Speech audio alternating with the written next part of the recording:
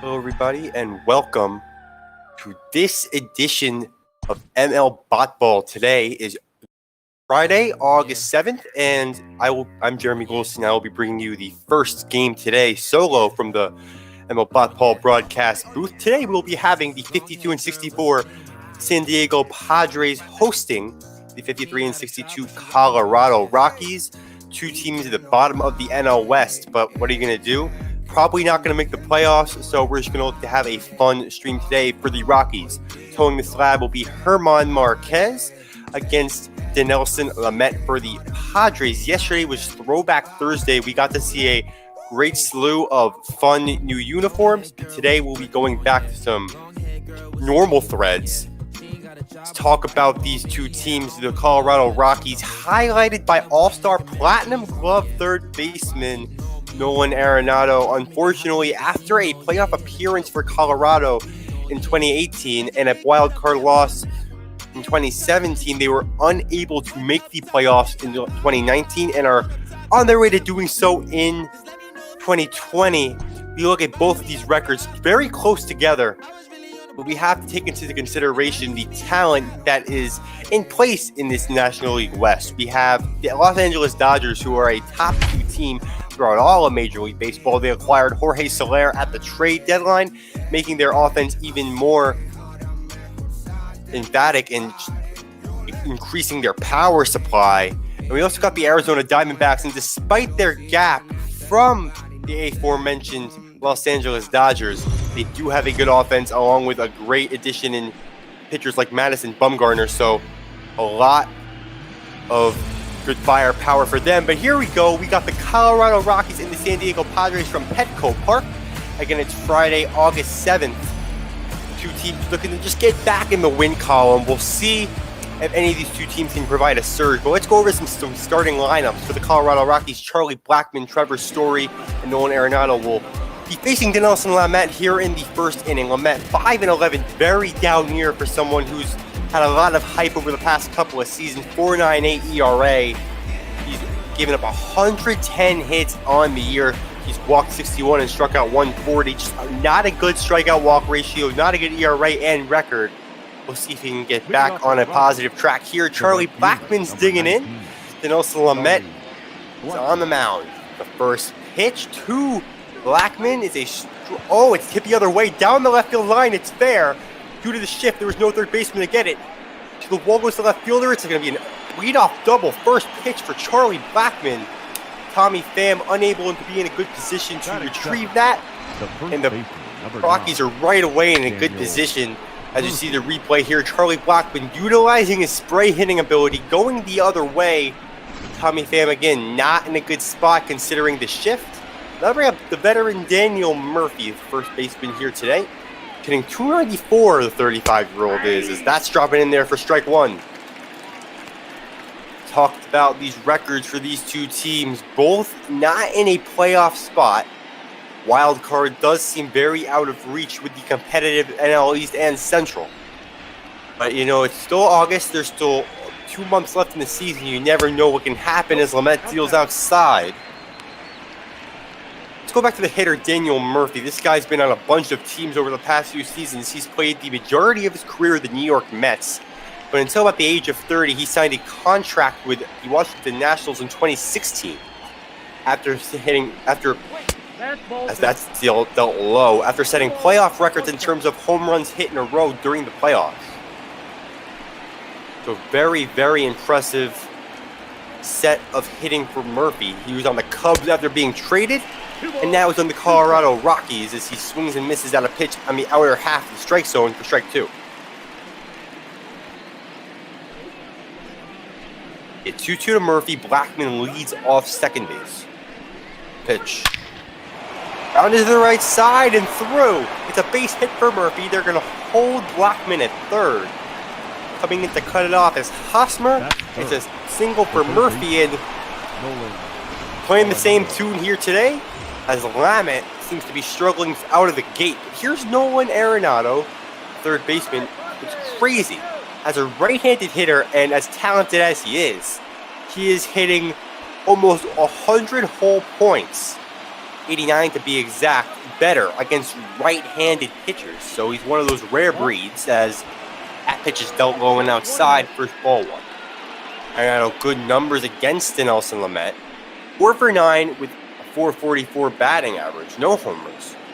With only one strikeout. He's hitting .311 on the season in what's been another superstar campaign, and he's proving that he is worthy of the mega $300 million extension he was given prior to the 2019 season, as that's swung on and missed for strike one.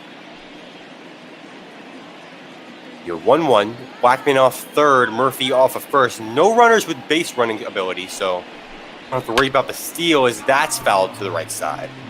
And the count 1-2. Despite the Padres' poor record, you have to take into account they have so much young talent, and it should be a matter of time before they really come into their own as a contender, as Arenado serves that into left center field, but right there is Trent Grisham for an easy out number one. Tagging is Blackman. He's going to score, and just like that, the Rockies have jumped out to an early 1-0 lead. Again, the Dinelson Lamet unable to get into a groove, and you have to wonder, is this guy just not a good pitcher at this point? Because I feel like for so long, the Padres organization has given him so much credit for his ability to throw a breaking ball along with his fastball, the breaking ball more of a put-away pitch. But it seems like today, Lamet hasn't been able to just get into a groove with his breaking stuff, as Story fouls that to the right side. No, it's going to be a pop-up. Profar is there. Murphy stays put, and a quick out number two. Good start for Lamet after surrendering the run. The center fielder. The outfield, we got Pham, Grisham, and Cordero, not Profar, excuse me, for the Padres. Then Hosmer, Dozier, Machado, and Tatis make up the infield, and Austin Hedges is doing the catching. Here's David Dahl, and 240 on the year, the Rockies outfielder. So if you want to look at a positive, he's got 4 triples on the year, which is tied for 9th in the National League. David Dahl with a breakout season in 2019, hitting nearly 300, as that's in there for a strike. Lamet hitting 96 on his fastball. Murphy off of first. Here's the 1-1. Cut on and missed. Big whiff on the inside stuff. Lamet almost jammed him. Pretty much did. As now he's ahead 1-2. It'll be a 1-2 from Lamet. Inside the count now 2-2.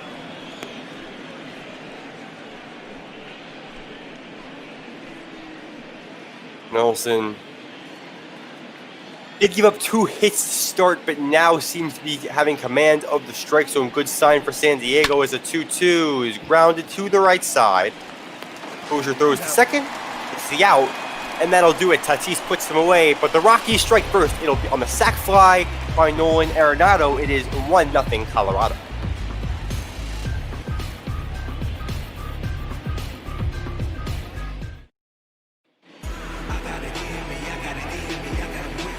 Marquez also struggling after getting some hype early in the year. 6-9, 4.14 ERA, 1.23 WHIP, which needs to come down to be effective.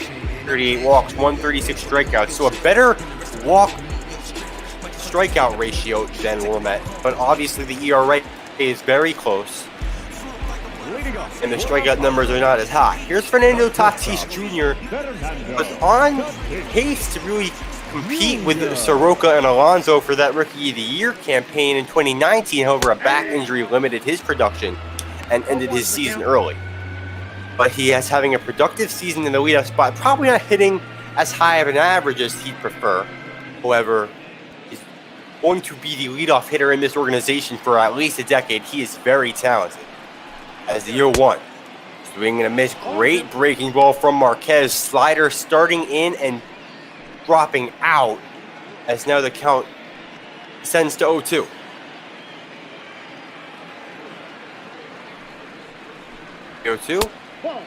Good take by Tatis. He tried to go to the knuckle curve in the inner half of the zone, but it dropped out to count 1-2.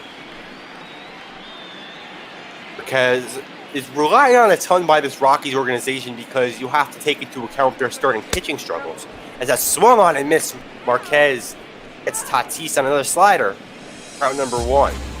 Yes, so this Rockies, their hitting is there. You've got these hitters like David Dahl, Arenado, Story, Blackman, Murphy. The names go on. There's a lot of young and veteran talent there to back it up. But when you're relying on guys like Jon Gray and German Marquez to give you production from the pitching, as that's popped up in the air, Story identifies and locates and makes the catch route number 2. Yes, when Jon Gray and German Marquez are making up the top of your rotation, inconsistency is not an option, especially if you want to become a threatening playoff team. As Eric Hosmer steps to the dish, Eric Hosmer is having a fantastic season, signing that long deal back in 2017 with the Padres in hopes of adding a veteran presence and getting guys like Machado to come to the organization. And despite the fact that we weren't expecting him to put up all-star numbers, that's exactly what he's done, hitting 293 with 11 home runs. The RBI supply has been very existent. Has good numbers off from Marquez as well. Here's the 0-1. Oh, borderline strike call from the home plate umpire. Marquez not a fan. On 0-2. Not Marquez, excuse me. Hosmer not a fan. Marquez is a fan because he's a strike away from an 8-pitch inning. 0-2 on the way to the former World Series champion. Swung on and missed. Fastball up. Marquez, an 8-pitch first inning, backing up his 1-0 lead. What an inning for the young pitcher. We're through 1. It is Rockies 1, Padres. We're watching ML Botball here on Twitch.tv. Alex Kirilloff, the Rockies prospect, recently added to the active roster. His first major league home run not too long ago, hitting 206 in his early stages of his career. Obviously, we expect him to get that much higher as Lamet deals a pitch right down the middle for strike 1. Kirilloff, 3 RBIs in his last 3, along with a double. As they begin this series with the Colorado Rockies, as that's cut on and missed way outside the zone. That's just Kirilloff probably with some jitters. He's very anxious to swing the bat. He's in early hole 0-2. We've seen that as a common thread with a lot of hitters so far. Out of early attacking as well, as that's going to hit the inside corner up and in. Strike 3, Lamet retires Kirilloff for out number 1. Very nice location. Hedges did not have to frame it. And Lamet gets a 3-pitch punch-out to start the second. Ever since giving up that run, he's bounced back quite nicely. And here's Ryan McMahon, the second baseman, as he takes just up from the zone. Ball number 1. McMahon came into his own last season and is looking to be productive bat as well as a defensive glove in the middle infield for Colorado, as that's up and in. Ball 2, McMahon provided an RBI for Colorado in their last game, collecting 1 hit and 3 at-bats. 2-0. That's hit right side again, down the line there. I don't know if it'll be enough for 2. Good cutoff by Franchi Cordero. And it's a 1-out single for McMahon. Look at that ability right there. It's coming inside, or that was the goal from Hedges, but it just hangs out there in the middle of the plate. That's what happens when you throw a slider without much break. McMahon's able to pull it just enough down the line despite being out in front. Now the catcher, Tony Walters, will be up with a man on first and 1 gone as he takes outside from Lamet. Lamet once again clocking 96 miles an hour on his fastball. Walters doesn't play every day as a catcher. He's a solid. He's definitely a everyday backup, so to speak, for any team. He definitely can do fairly well as that's hit well into right field. Cordero, in front of the track, it dies. And returning to first is McMahon for out number 2. Great job by Franchi Cordero. Able to identify that ball. Looked like it was deep off the bat, but it died in front of the track as German Marquez will hit here. Very, very above average batting average. No pun intended here for Marquez as a pitcher. He's hitting 263 with 4 RBI, so he's definitely not one of the stereotypical hitting pitchers in this Major League Baseball. As the Venezuelan pitcher takes ball 2, obviously Lamet not willing to attack, and obviously the numbers back that up. It's 2-0 to Marquez. Leading off first is the second baseman, McMahon. Deals. That is cut on and hit to right. Cordero gets a late break on it, and it drops! Cordero not able to identify the ball in the air. And Marquez comes up with it. I don't know if they're going to rule that. That could easily be an error and a loop single. Let's see. Cordero moves to his left, and the ball was to his right. I wonder what that's going to be. It looks like it's an infield, not an infield, a bloop single. We'll clarify that once I get the real ruling. Is that's lined by Blackman, but Hosmer makes an athletic grab for out number 3. Lamet worked himself into trouble, but worked himself back out of it. Hosmer saved potentially another run. It's 1-0 Colorado. We're going bottom 2. Leading off for the Padres, the third baseman, Manny Machado now. My stream seems to be lagging out a little bit. Running on generator here in the household, so apologies for any disruptions. But here's Manny Machado, the former Orioles All-Star third baseman. As Marquez, after an 8-pitch inning, looks to carry his 1-0 lead into the third as he deals to the outside corner strip number 1. Machado hitting .260 on the year. Another All-Star appearance right now. As that's dropped outside, Marquez has heavily relied on his slider to try to get some chases. That's been his big put-away pitch as well. As you see the knuckle curve into action there, dropping outside. Machado back ahead 2-1. Machado, just one of the reasons why there's a lot of expectations in the San Diego Padres franchise in upcoming years.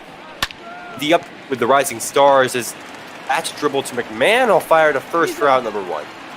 But yes, Machado highlights his organization, and you have veterans like Hosmer and Brian Dozier, just great pieces for leadership, and then you have guys like Fernando Tatis, pitcher Mackenzie Gore, who has not even been called up yet.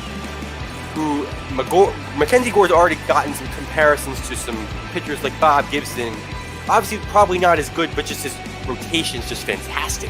And you got guys like Fernando Tatis, who are just already one of the top leadoff hitters in the MLB. Nope, at the ball. At age 20, so a lot of things to look forward to if you're a San Diego Padres fan. Brian Dozier digs in, hitting .258, as there's a strike for Marquez at 1-1. Because he sort of established himself as a ground ball pitcher despite his home run per 9 being up. However, the majority of his outs do come from the ground ball. As Dozier swings and misses 2-seam fastball from the arm of Marquez. Out 1-2.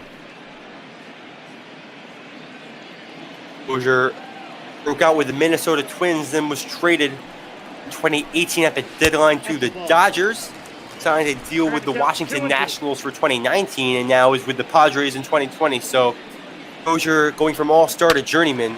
You've seen that quite a bit from a lot of veterans here in the MLB. Especially in this ML ball simulation, as Dozier fells that to the right side, strike 2. It'll be a 2-2 to the veteran. Stops foul again. So after an 8-pitch inning for Marquez, he's already thrown 10 here in the second. And Dozier finally seems to be the hitter who's going to work a count. The pitcher is that's fouled off again by Dozier, strike 2.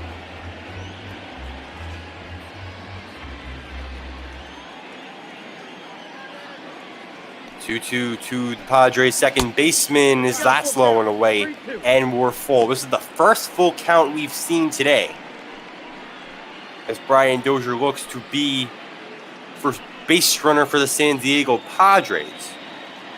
Marquez gets the sign from Walters and will deal a payoff. First of the game, as that's popped up foul territory, except this is going to be reachable. Daniel Murphy, and 2 outs are now recorded. Batting fifth, the right fielder, Harry Dozier, that's how you start working the pitcher. If you're going to keep attacking the pitches early in the count and you're unable to get on base, you're going to give Marquez a rhythm. But what Dozier does is he's made Marquez work and probably a little fatigued here as the bottom of the second inning is almost coming to a close. Here's Cordero, though. Hit one of the longest home runs in 2019, 479 feet in May. As Cordero goes way inside, Walters couldn't even catch that one. Goes to the backstop, but no runners are on, so no damage done. The count 1-1. Cordero, not good numbers off of Marquez, just 1 for 6. Obviously, the sample size is kind of small. 2-1 to Marquez. Pitch. Swing and a miss. Great knuckle curve. That stayed in his own. Still got a chase from Cordero. Here's the 2-2. In outside corner, got him. Strike 3. Another strikeout looking for Marquez. And that ends the inning. No runs, no hits, no errors. Marquez. Perfect 2 innings. We're going to the third. 1-0 Rockies. Daniel Murphy. Second at bat for the veteran first baseman. Got his average up to 296. Had a single back in the first that moved Blackman to third. He eventually scored on the sac fly by Arenado as got some stream lag again, but it's ball number 1. With that single, Murphy now hitting 4 for 12 with a 333 average off to Nelson. The 1-0 pitch is low, but fell to the left side for strike number 1. 30 pitches in the count for Lamet. The pitch comes in a good spot, but that's pending off if he can get a quick inning or not. Has been unable to really do so from the first, despite giving up that run. But the second inning, despite getting in a jam, did end fairly quickly in terms of pitches. As Murphy hits that to the right side, but able to field it is Dozier. Doesn't get by him this time, and there's out number 1. And here comes Nolan Arenado. No official at-bat for him yet due to the sacrifice flag to center field back in the first. However, there are no runners on base for him here in the third. So he'll have to do the damage on his own terms as Lamet gets the sign from Hedges and will deal. 0-1. Foul, swing and a miss, excuse me. For strike number 1 on the inside half and deal 1. Swing and a miss. Arenado getting a little swing happy out of his shoes for strike 2. The 0-2 coming. 0-1. Arenado is probably going to end up being one of those rare breeds of players, superstars, excuse me, who stay on one team for their entire career. He's 29, 28 years old at this point.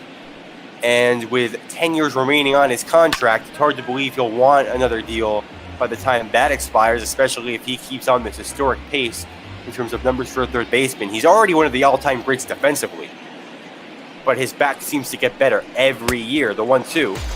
Another just wild chase from Arenado, very unlike him, as Lamet gets one of his easiest strikeouts of the day for out number 2. Here's Trevor Story. 27 home runs on the year for him. He's become and emerged as one of the top power-hitting shortstops in the National League. We don't see middle infielders typically hit for power. When you would ask for one of those, you'd probably see names like Wilmer Flores and Brian Dozier. Those are definitely not some of the top players in the league, but Story's become, obviously, I keep using this term, but a rare breed, as he drops in the knuckle curve for strike 1. Lamet not relying on his fastball for the majority of his pitches like he typically does. He's really taken a knuckle curve slider approach. As that fastball's dealt high, he's 97 there.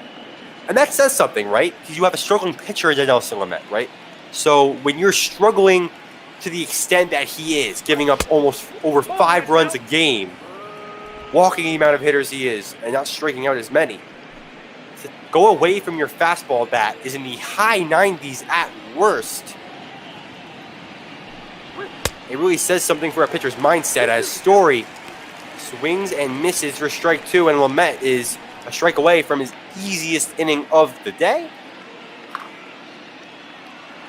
It'll be a 2-2. I wonder if he's going to go fastball considering Story's probably sitting breaking ball. The 2-2. Bad breaking ball hung, but Dozier's there to make the catch to end the half. 1-2-3 inning for the first time for Lamet. It'll be Grisham, Hedges, Lamet. When we come back, you're watching ML Ball on Twitch.tv.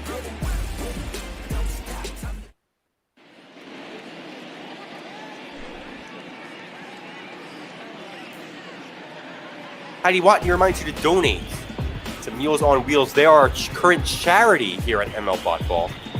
Help serve food to a majority of people, including the elderly, who are just unable to go out with the new safety precautions.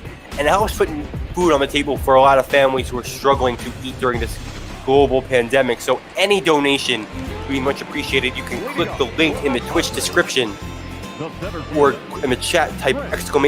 donate, and you will be navigated to the page. We're kicking off the bottom of the third here. Jeremy Goldstein on the call for this ball edition of Rockies Padres. Trent Grisham now. He's got a crazy story. We'll go into that after the pitch. Unless he gets out here as he gets ball one. So Grisham, a Milwaukee Brewers farm system product. He did play for them in multiple games in the second half of the season as Grisham fouls that the opposite way. What he's probably most known for is not a good thing. In the wild card game, with the Brewers up 3-1 with bases loaded, Juan Soto hit a ball to him that scored 2 runs and would have only scored 2 runs.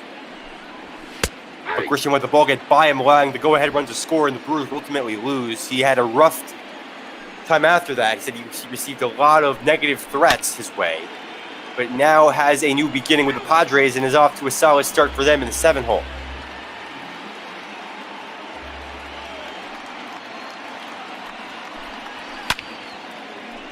The 2-2 is fouled the other way. But I think that's important for a guy like Grisham. Obviously, being in Milwaukee at that time, after his blunder, as he swings and misses for strike 3, Marquez continues his tear. It's not healthy, and for Grisham to get a new beginning, it probably just gives him a new outlook on his career, which is much needed.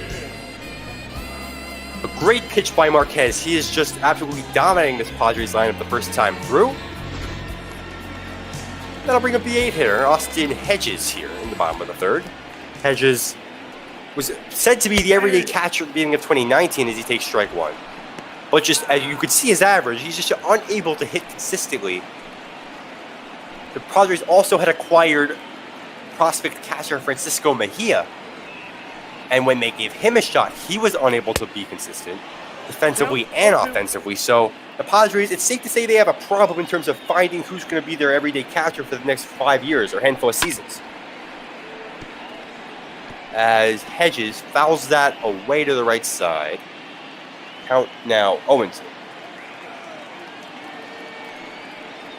Hedges looks on, and good waste pitch for Marquez. He's getting a lot of chases, but it's important to not attack the zone every time because then hitters will calibrate these pitches.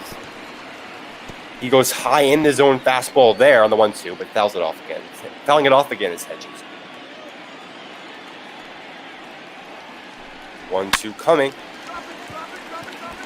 Blooper right side, drifting foul. Cordero running on, he can't get there, but it's out of play.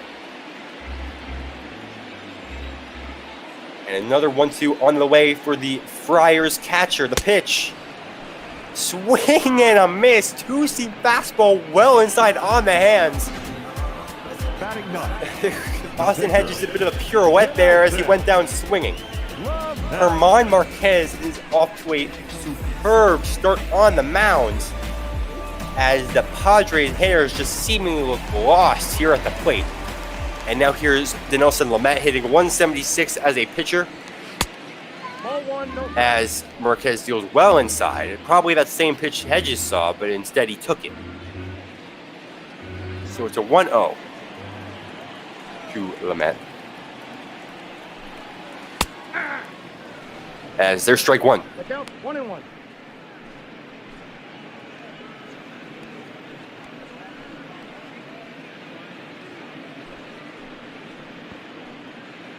It'll be a 1-1 from Marquez. Obviously, he's just up to a fantastic start. I can't stress that enough as Lamet swings and misses at the fastball. That's what Marquez should be doing to Lamet. I don't really think it's necessary for these pitchers steal out of the zone, especially in the beginning of an at-bat to these pitchers who are just free swinging as, there you go, he strikes out the side. Marquez down on strikes. 6 strikeouts in the first 9 batters for the Rockies pitcher. He's got a perfect third, but we don't want to say that too early. I hope I didn't just jinx him. But we're through 3. It's 1-0 Rockies here on ML Ball on Twitch.tv. Leading off for the Rockies. Here's David Dahl. And I gotta say, it's probably super comforting for these Rockies hitters to have a pitcher who's just seemingly having a best start of the season in the early stages. But it would be pretty nice for him if they can get him an extra run. It can allow him to be more lax on the mound rather than pitching with all this intensity, although I'm sure the Rockies have no complaints, as Dahl will see a 1-0 from Lamet as that's popped up.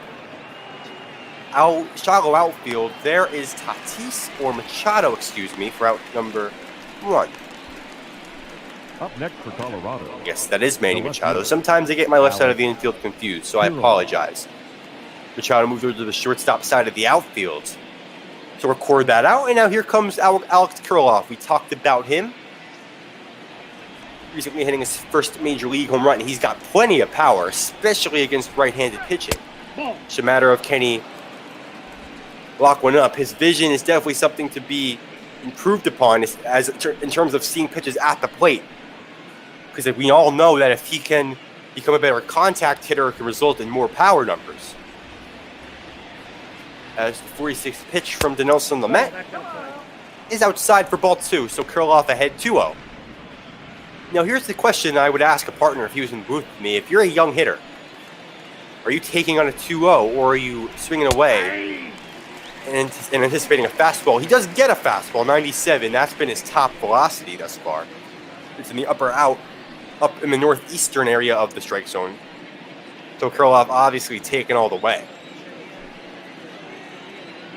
But that makes sense to me because if you're a young hitter, you definitely want to see more pitches, because the more pitches you see, the more quickly you could be accustomed to this Major League Baseball pitching. It's very different than the pitching you see in the minor leagues, because there's people in the minor leagues that don't make it, as Kirilloff swings and misses, and after being up 2-0, he's down on strike. Strikeout number 3 for Lamet. There's one gone.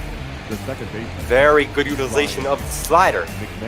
Starts in the inner half of the zone and then breaks more inside and low. So sensational breaking stuff from Lamet as McMahon takes inside.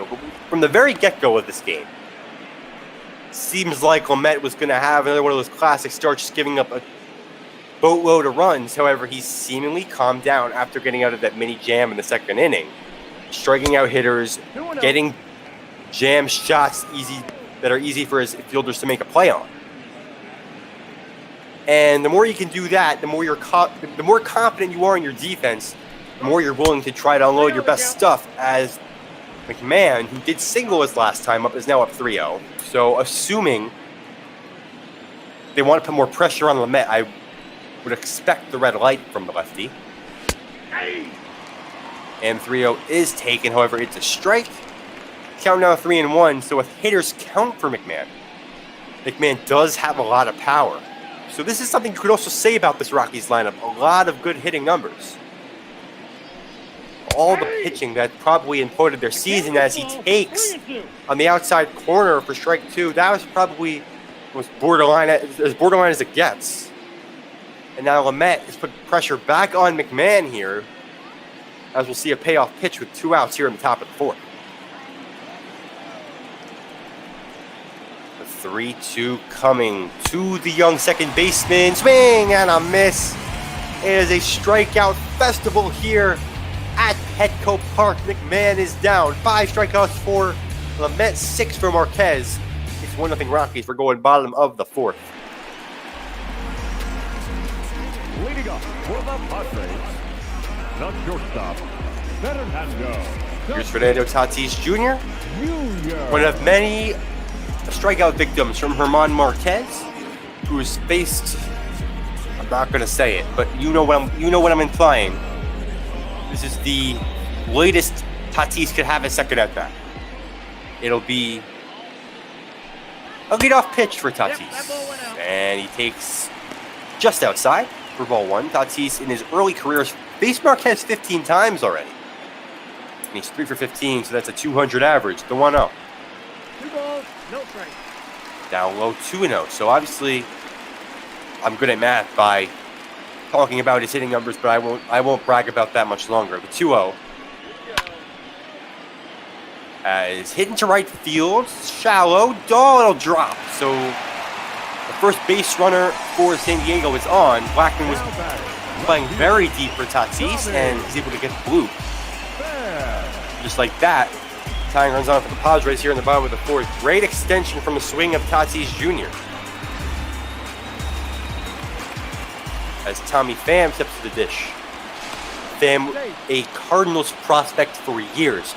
He received many call-ups, but was never able to stay in the major leagues for a significant amount of time. Eventually, he was traded to Tampa Bay Rays, where he found himself to be a consistent two-hitter like he is here in San Diego. And then we had the controversial trade. After a playoff campaign, losing to the Astros in 5 in the ALDS, the Rays dealt Pham to the San Diego Padres, as you see him in the uniform here, in exchange for Hunter Renfroe and a prospect, Xavier Edwards. And then you had Blake Snell, who was a very popular Twitch streamer, aside from his baseball career, not expressing displeasure with the Pham trade. If the 1-1 is hit to the right side, this is trouble. There's one. On to first story, it's a double play. Pham eliminates the base runner. Marquez is once again faced the minimum, and now with 2 outs. Rockies seem to be clean living. He has Eric Hosmer steps up. Very big out for Marquez, or double play, excuse me. Now we can sort of relax again. Here's the pitch to Hosmer, outside 1-0.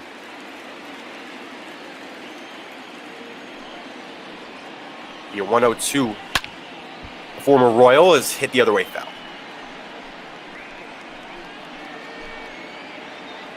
We talked about his World Series championship. Hosmer appeared in 2 World Series with Kansas City, losing the first one in 7 games in 2014 to the Giants, and winning the second one in 5 games to the New York Mets. That season, it's safe to say both were improbable, right? Because for years prior to 2014, the Royals seemed to be a bottom dweller in the AL Central. As that's a blow to the right center field gap. I don't think Blackman's going to get there. Diving is the center fielder. He can't get it. Hosmer will move into second. It's a 2-out double for Hosmer. And the Padres now have runners in scoring position with 2 outs, making that double play seem more detrimental. Very impressive dive by David Dahl, however, unable to make the play. Pulling to second is Hosmer, now a big RBI chance for Manny Machado. If the Padres want to tie this game, here's the pitch. In there, strike 1. So Machado, I'm getting 250s as the cleanup hitter for San Diego, but I would say the Padres should not regret signing that contract. I think it's been a common theme. If you were to ask me if these players deserve these mega deals, I'd say they don't, but the teams paying them, it's necessary, because having a superstar like Machado is so easy to bringing just important veterans to your team to make the lineup more of a threat as that sits to the right side onto Marquez for the outs. The Padres get a couple guys on, but they aren't able to bring them in. We're through 4 innings here at Petco Park. 1-0 Rockies here at ML Botball on Twitch.tv. Leading off for the Rockies, the catcher, number 14, Tony Walters. Tony Walters will dig in, the catcher for Colorado.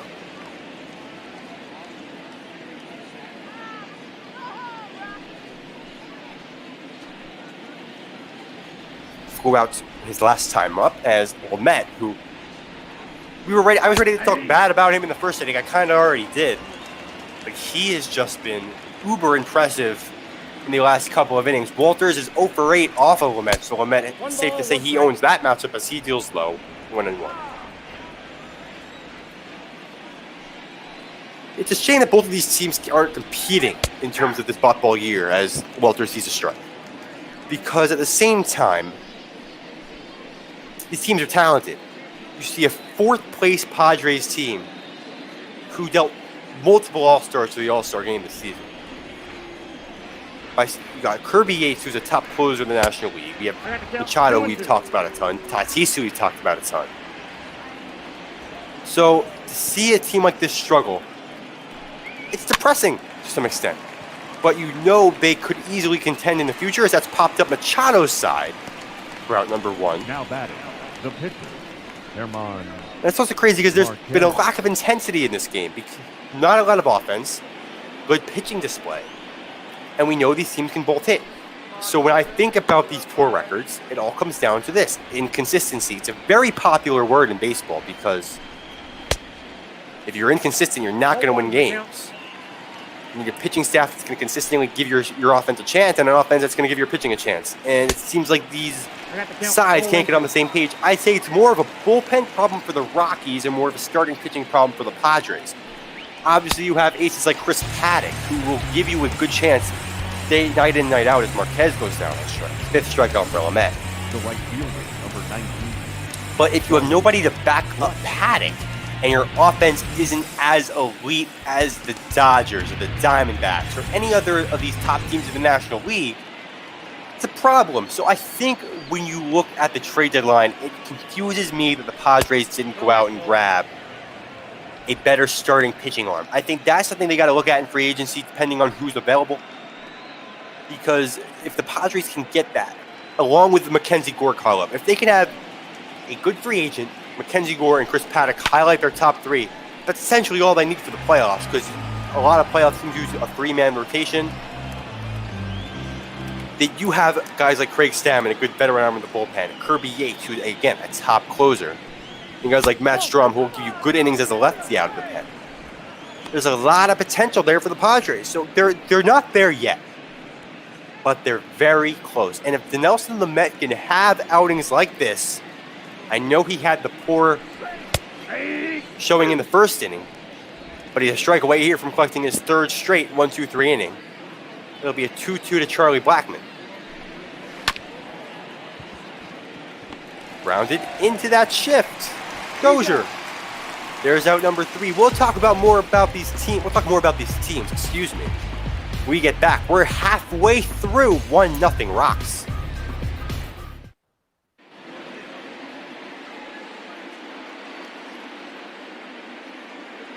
Heidi Watney once again reminding us to donate to Meals on Wheels. If you are watching this and looking to give some money to charity, Meals on Wheels is the perfect place to do it. Lots of families, including the elderly, unable to get a reliable amount of food during this COVID-19 pandemic. Your donation will help decide where their next meal comes from, and it will be much appreciated, not just to these people who need food, but to us in the baseball community. So anything is much appreciated.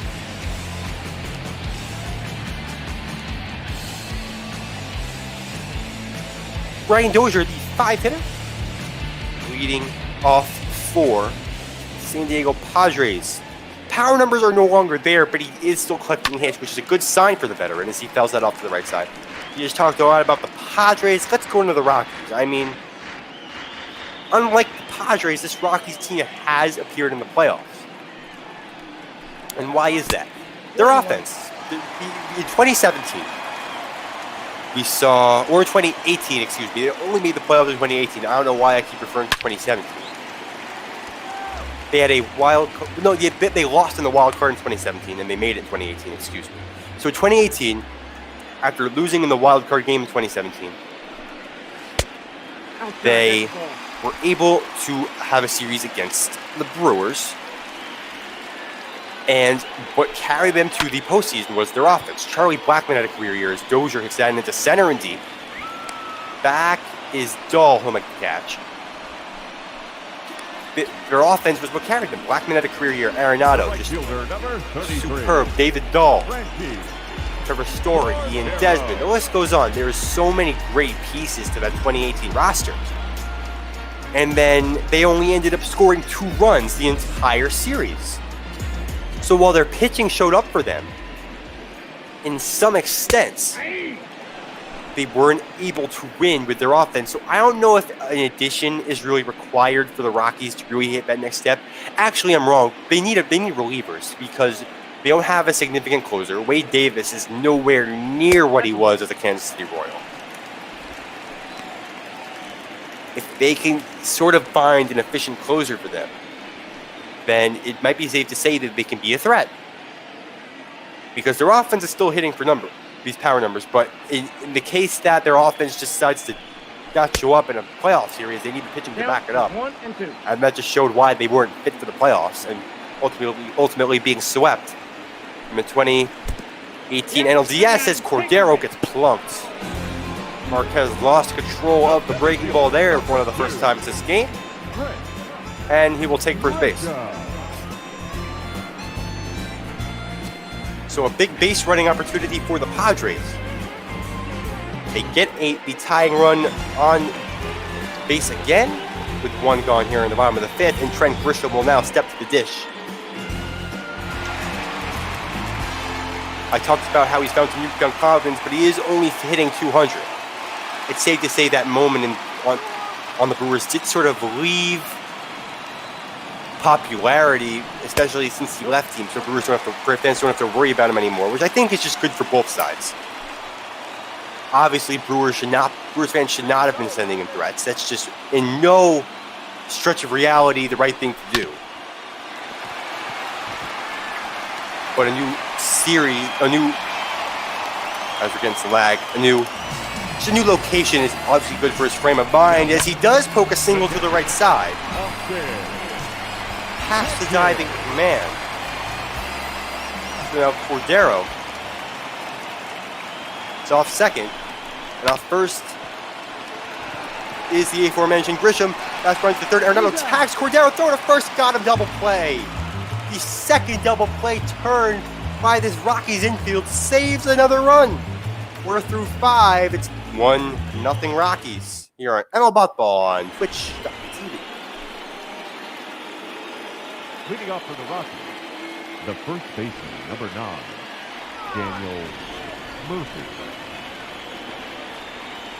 Here's Daniel Murphy facing Dinelson Lamet. Takes ball 1. Padres bullpen up and running early today. I don't know if it's because they're worried about Lamet or they want to just keep him low pitches. We're in the top of the 6th. He's throwing 69 of them, so 20 more, and you might be looking at a reliever. Drew Pomeranz and Luis Perdomo, two pitchers who can provide innings. Getting loose as Daniel Murphy sees a 1-1 from Lamet. Pitch. Fouled off left side again. Aside from the first few innings, because in the first few innings we were seeing a lot of early swings in the counts and a lack of pitch count development for these pitchers, as Murphy slaps the single the other way. That's the second hit of the day. But we're seeing a lot of that bats just work deeper nowadays.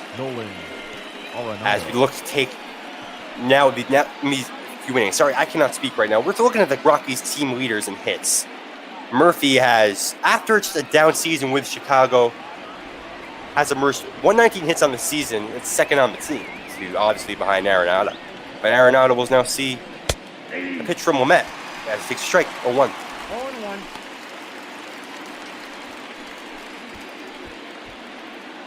Big spot for the Rockies. Obviously, it's become quite evident. Padres are sort of finding a way to get base runners off of Marquez, so if the Rockies want to run away with this, they might want to score some more runs, as that served it to right and down. Murphy to second, Arenado to first, and out with no one gone. The Rockies are threatening here in the top of the 6th. I wonder what the leash on Lamet is. 2 guys warming up in the pen. It's going to be interesting to see how much longer they let him go, as this is the 75th pitch as Trevor Story takes a strike. That hung quite a bit. I wonder if Story was taken all the way. We haven't seen a home run in today's game, so I wonder if one of those is what's going to blow this game open. Story definitely has the ability to do it. He's hit 27 of those bombs this year as he swings and misses at the knees. So Lamet here is 1 strike away from getting out of the inning. not getting out of the inning, but getting a major out. 0-2 to Story. Hit to left, but not well at all. It's popped. On the run is Pham. He makes the catch. Disappointing out for the Rockies. Important out for the Padres. So now with one gone, the runners remain on first and second as the lefty David Dahl steps to the dish. Lefties have had the majority of the success. In fact, they've had all of the success. Think about who's had a hit today aside from Arenado. Dahl has had... Daniel Murphy has 2, he's a lefty. McMahon has 1, he's a lefty. And Charlie Blackmon has 1, he's a lefty. So the lefties have been what's getting Lamet. In today's game, as Dahl takes high 1-1. I think this is the at-bat where you've got to see Dahl takes some pitches, foul off some, spoil some, because with runners in scoring position, this is where you want Lamet to feel the most pressure if he's not feeling a lot of it already. He's trying to protect this deficit at 1. He wants to keep it as low as it is and give his offense a chance to come back and score some runs, as that's taken low by Dahl. Now the count 2-1. Interesting spot here. No speed on the bases. Arenado and McMahon and Murphy and Arenado do not run well. As Dahl takes high 3-1s, Hedges telling Lamet to calm down a little, but he's missed the zone on multiple occasions in this at bat. And if I'm the Rockies, I'd want Dahl to come up with something here because Kirilloff has not proven that he's a clutch hitter quite yet. With a 3-1, hitters count. Murphy off second, Arenado off first. Here's the pitch. Fouled left side, so now we're full. Again, I don't think we're going to see these runners go on the 3-2.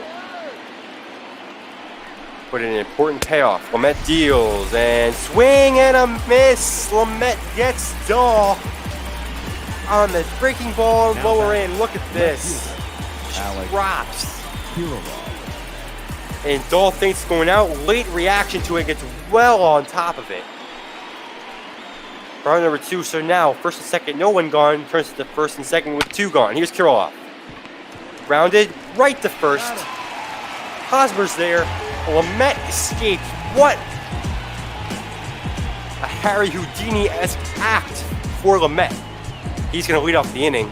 We're going to the bottom of the 6th.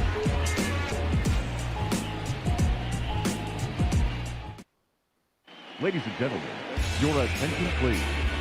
Pinch hitting for the Padres. Breaking news from the MLB. Unfortunately, all 30 teams will not be playing tonight. The Cardinals had at least 1 new positive coronavirus test. So, unfortunately for them, they will have a postponed game tonight.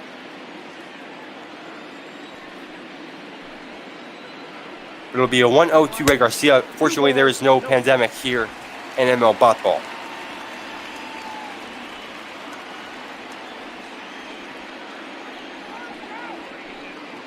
Two out of the pinch hitter, Greg Garcia, so that symbolizes that Lamet's day is over, as that's ground to third. Arenado throws to first for out number 1. So I wonder if we're going to be seeing Perdomo or Pomeranz. Pomeranz is the lefty, and Perdomo a righty. We just saw a slew of lefties in the Rockies order, and there's more righties coming up, so I'm going to assume Perdomo steps in. What we'll have to see is Tatis comes on to face Marquez with 1 gone, as Tatis takes strike 1.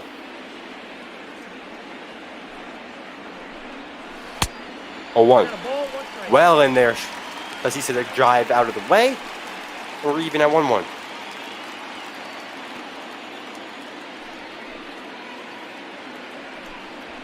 The even count, the deal.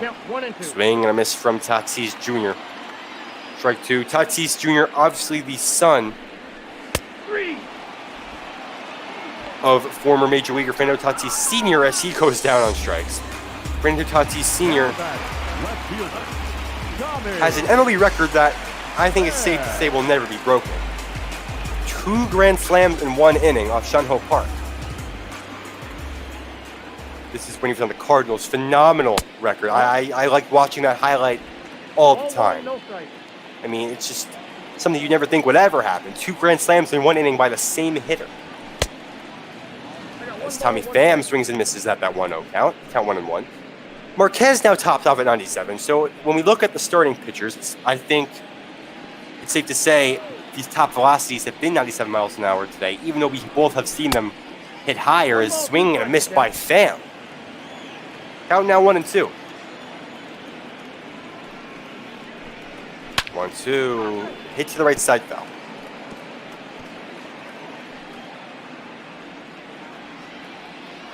Update on the Cardinals pandemic situation. We have one report saying one player tested positive and one saying two did.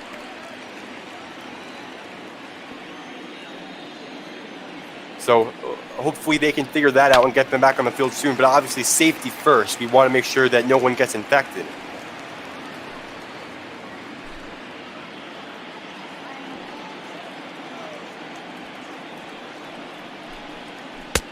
Here's the pitch to Pham. Well out, and we're full. So 3-2, 2 outs, but no runners to go.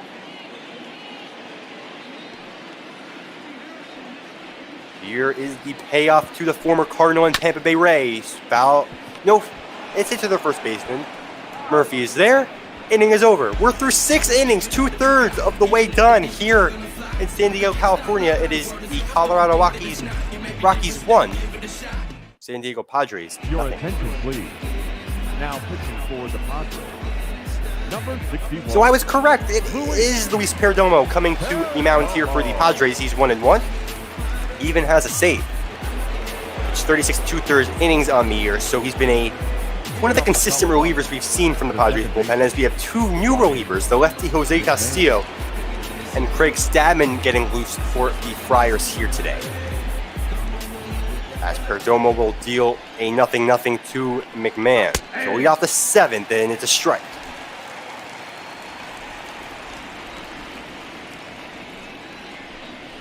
Yo 1. Hit to the left side, but foul. McMahon, one of the hits in Colorado's total today.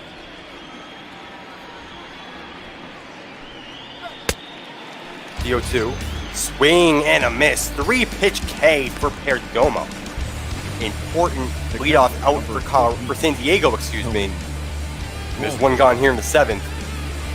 San Diego pitching is obviously caught up to the dominance of Colorado here. But however, it's very, very unfortunate that we are unable to see a Padres offense and explosion here.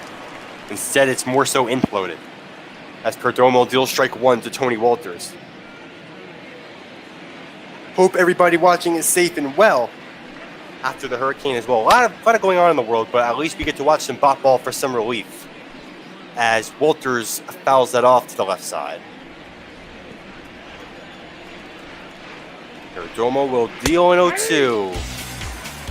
They called strike 3. It looked outside to me. I'm sure it did to Walters as well. He's expressed some discomfort with the call. Marquez. But despite that, it's strike number 3. And now German Marquez will bat here in the top 7. So I guess it makes sense. He's had a shutout performance, obviously. And with no runners on, why not go with the pitcher, as that's not high.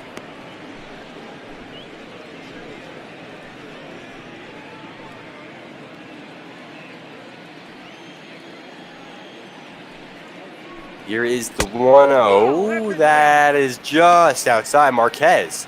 He's working a count for himself, 2-0.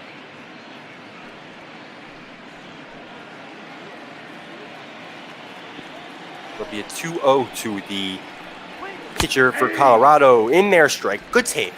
Especially if you're a pitcher, you want to keep taking until you get a strike. I know a lot of pitchers will say they'll take until they get 2. Here's the 2-1. That's low, and Marquez ahead 3-1. 3 balls, 1 strike. With Charlie Blackmon on deck, I wouldn't be surprised. But Black gives him the red light. The pitch inside, ball 4. Perdomo walks Marquez. And just like that, 2 men out. There's a runner on first here for the Rockies.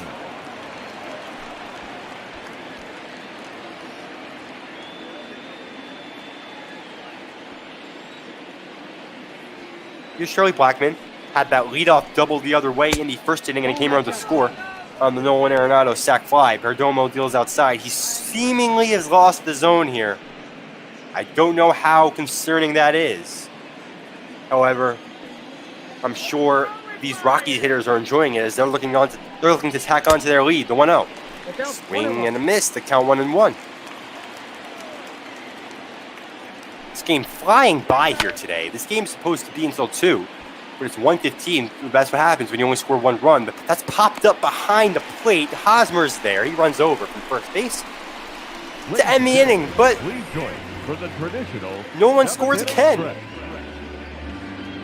It's still 1-0 Rockies. Lack of offense here today.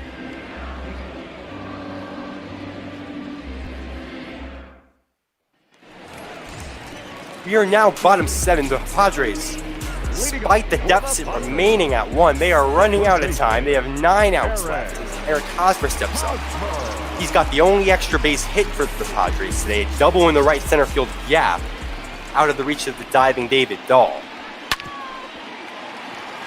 As he's set to the left side, it gets through for a hit. Hosmer gets on for the Padres. Big start for the Friars, as they can look to work off of that. Very nice serve into the left field area. Hosmer's been hitting it the other way quite well as now Manny Machado steps in. He had a chance to drive in Hosmer back when he got on second base in the 5th. But despite that,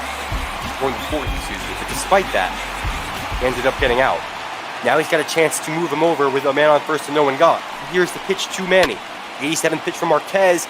That's hit to the left side. Foul. I mean, if Machado was just a little later on that ball, that could have been hit to LA. Here's the 0-1. Marquez taking his time. Deals a strike borderline as Carlos Estevez and James Pazos get loose for the Rockies in the bullpen. Being 0-2 to Machado. Big pitch coming. 1 ball, 2 Upstairs, ball 1. So important take for Manny. As the 1-2. Serve to the opposite field on the run. Blackman, he'll make the catch and hung up there just enough. And there's out number 1. Retreating back to first is Hosmer. Number 9, second baseman, Ryan Dozier.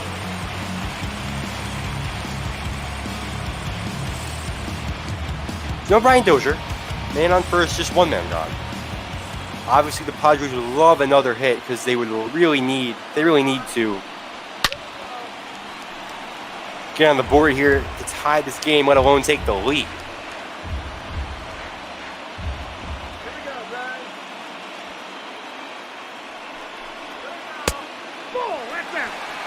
Pitch outside 1-1.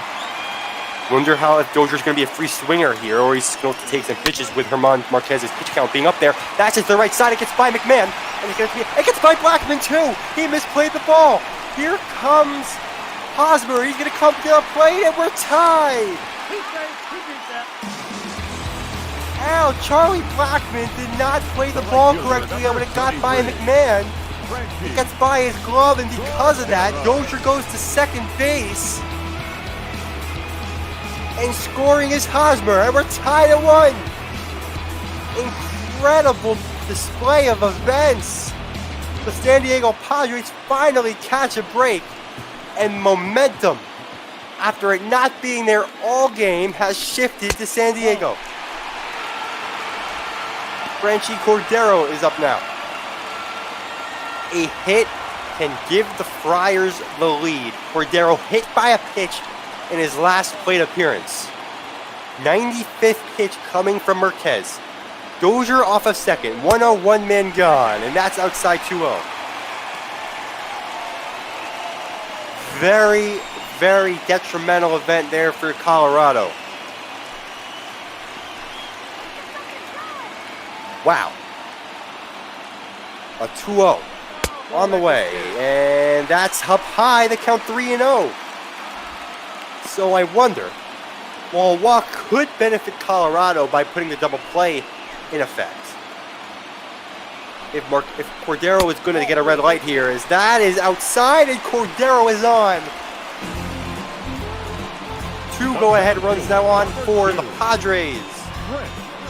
And I wonder if that'll be it for German Marquez. After striking out 6 early, he just lost that ability. And here comes Bud Black. He's going to go to his bullpen. Marquez has started off so well, but ended on such a sour note.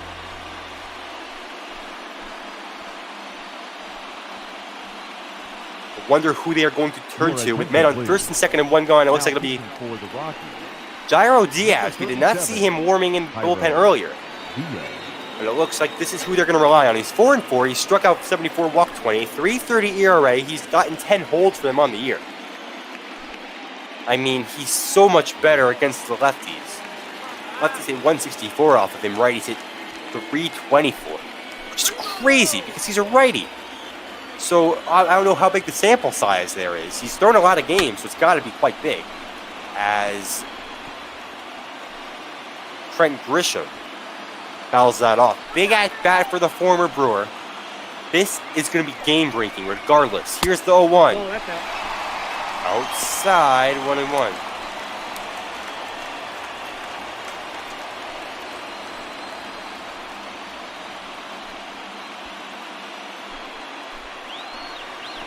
It'll be a 1-1.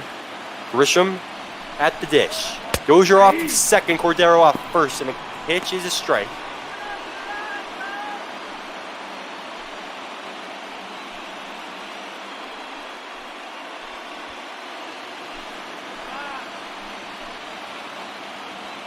One, 2 now. Big pitch coming. That is low. So we're back even. Diaz using his fastball to try to get command here. The 2-2. Hit it to right. That is down. Is it gone? It's gone. I didn't see it. The stream flagged, but it got out. A rocket home run for Trent Grisham and the Padres. After trailing all game, not able to get a run across, have taken a 4-1 lead. Oh, what a homer. 100+ miles an hour off the bat from Grisham. And what a way to make your mark on the game. They're celebrating in the dugout. I mean, that looked like it was just going to hit off the face of the wall. I mean, incredible. Now batting, catcher, Austin. Counts 1-0. As now Austin Hedges. Wow, I mean, that took me by surprise. That did not look gone off the bat by any circumstances. It looked like it was down. But it kept carrying. Hedges swings and misses for strike 1. What a demoralizing swing of the bat for the Colorado Rockies, who seem to have complete control over this game ever since the first swing of the bat.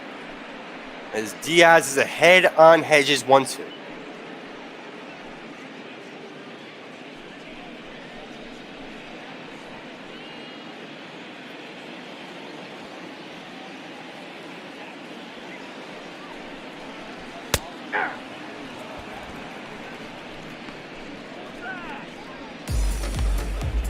For Diaz, for out number 2. They're going to pinch hit for the pitcher spot, obviously. Number 7. And I wonder who this is going to be. Didn't get a visualization of it. It'll be Juan Lagares, the former New York Met. He's had a solid role as a pinch hitter because that's been basically what he is. He's also a defensive replacement when they need it. 3 home runs off the bench, 18 RBIs on top of that. The 1-0 coming to the veteran center fielder. 1-0. Grounded to the left side, quick play Arenado, and they'll escape. However, the damage was more than certainly done. Trent Grisham, after the blunder by Blackman to tie the game, sends one into the short right field seats, giving the Padres a 4-1 lead. Well, now, Padres are going into defense mode as, for one more time, Heidi Watney reminds you to donate to Meals on Wheels so that citizens who are struggling due to this COVID pandemic can help get some food on the table and eat. some normal meals rather than rely on or not know when their next meal is going to be available for them, as Bud Black discusses with his coaching staff in the dugout. What's going on? Emilio Pagan, the setup guy for the Padres, now is in. He's 0-2, but he's 6.31 ERA. I mean, he's had a really couple of rough outings. See the ERA. He does have 16 holds. This is his 30th game. Kirby Yates is warming in the bullpen for when the moment presents itself. Daniel Murphy sends one in the center first pitch. Easy location for Grisham, out number 1. Man, it seems like the Rockies now. After it seemed like the Padres were lost all game because they could not seem to get a good jump on the baseball. But now the Rockies are the one who are in a bigger hole than they have been in a long time. And now they need 3 runs with 5 outs if they want to tie this game. And here's Owen Arenado. This might be his last chance to put an impact on it as he takes up high for ball 1.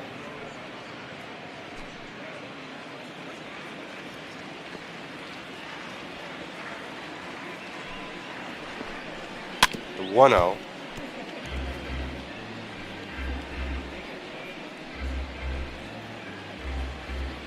Foul to the right side, 1-1. Here's 1-1. Pagan, it's really important Pagan can really get it together for this outing because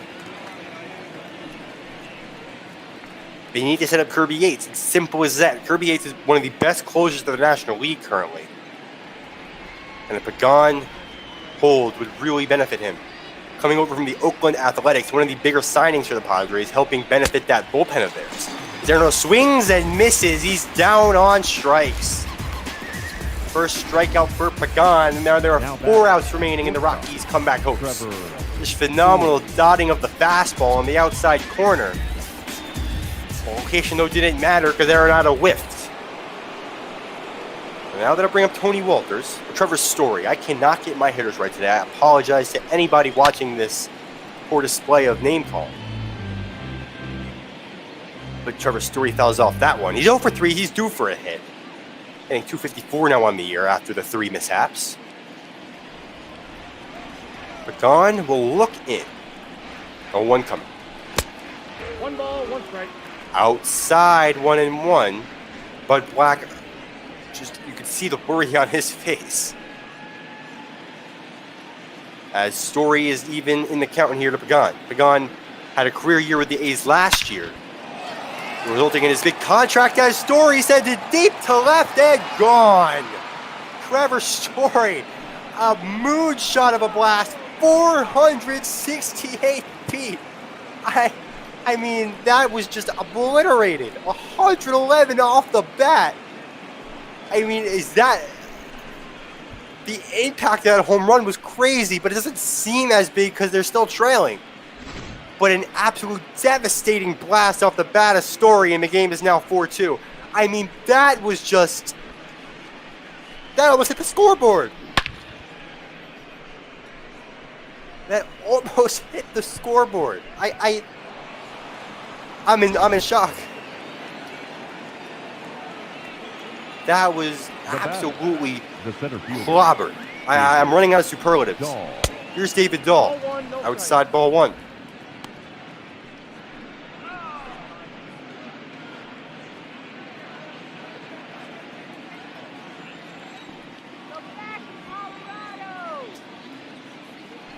Here's the 1-0. It's the left side. On the run is Pham. It's off the wall. Dahl will pull into second base with a double. And after seeming like Rocky's hopes were over, the tying run will come to the plate with 2 outs in the 8th. Very good job by David Dahl, using the opposite field, just like Blackman did at the beginning of the game, taking advantage of the shift. And now here is Alex Kirilloff. I mean, what a home run, which he's very capable of doing, bringing to the big leagues right here to tie the game for your team after a team like all was lost. I mean, that would just be sensational. Very good back-to-back extra base hits with 2 outs here for the Rockies. As Kirilloff looks on the 1-0, 2 gone, man on second. Eighth inning. Swing and a miss. For fastball piping on. This is where struggles come in. Hence the high ERA. He's just unable to close out innings sometimes, as that's well inside on Kurloff, 2-1. And the more batters they see here, the more of a chance they will see for Arenado to come back up in the order here in the ninth. 2-1. Rounded. That's up the middle and through. They're going to send Dahl home. He's going to be safe. And just like that, it's 4-3. Back-to-back hits with 2 gone in the inning. And the Rockies, have turned this from a 3-run deficit to a 1-run deficit. I mean, Kurloff just looks like a veteran there, taking the inside pitches, not chasing, and then singling up the middle. So we've heard this story before. Pagan unable to finish the inning, and now Jose Castillo, the lefty, will come in to see if he can record this last out. They are going to avoid the 4-out save from Kirby Yates, as the speedy Garrett Hampson will come on to pinch run for Colorado. It'll be Ryan McMahon here, who can absolutely hit for power here. Strike 1 delivered. Very big spot for McMahon. If he's unable to produce here, the pressure will transfer to the 9th inning, and the Padres will have an opportunity to put on insurance as the throwback to first almost gets away from Hosmer. But they're able to recover. McMahon will deal the 0-1. Will receive the 0-1, excuse me. That's up high, ball 1.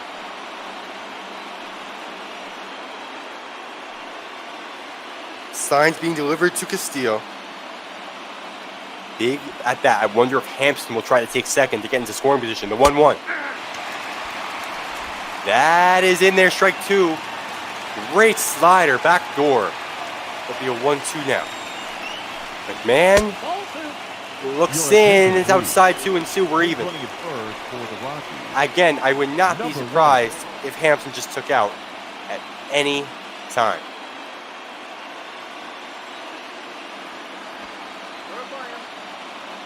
It'll be a 2-2 for the second baseman. Fouled back. Great discipline by the Rockies.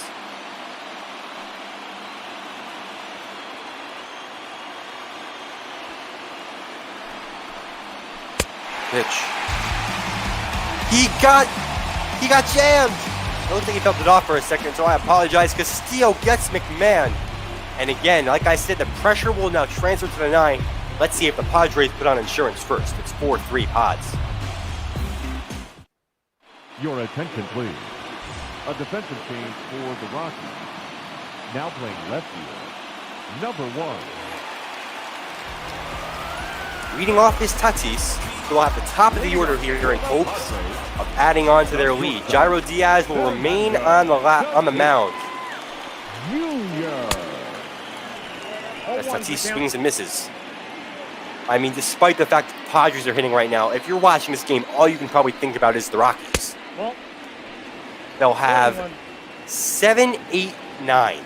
So, excuse me, 8-9-1, I think, to start the top of the 9th. So, hopefully they can find a good pinch hitter to use off their bench. Is Tatis ahead in the count 2-1. Obviously, the Rockies do have to get through this half of the inning first. That's very important if they want to keep the deficit at 1 at all. The 2-2 coming to the shortstop.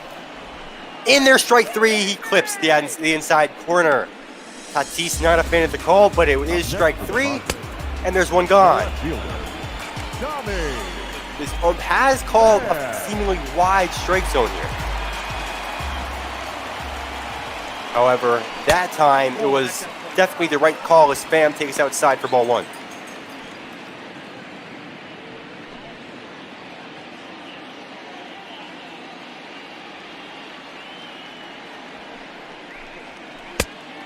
Oh. 2-0 now to Pham. I wonder if they're going to have Pham take a bunch of pitches to try to just get the Rockies more angst. Because if you're the Rockies, you're probably trying to speed through this inning. especially if you're Gyro Diaz, you want to shut him down and get your offense back up there.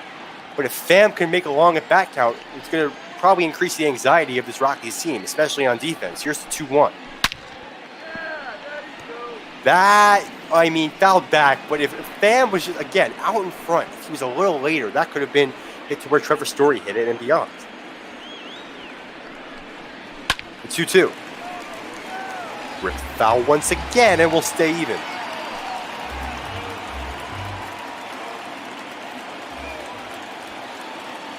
The 2-2 coming from to Tommy Pham here. We got a full count. Upstairs, ball 3, and we're full. The red-hot Eric Hosmer is on deck.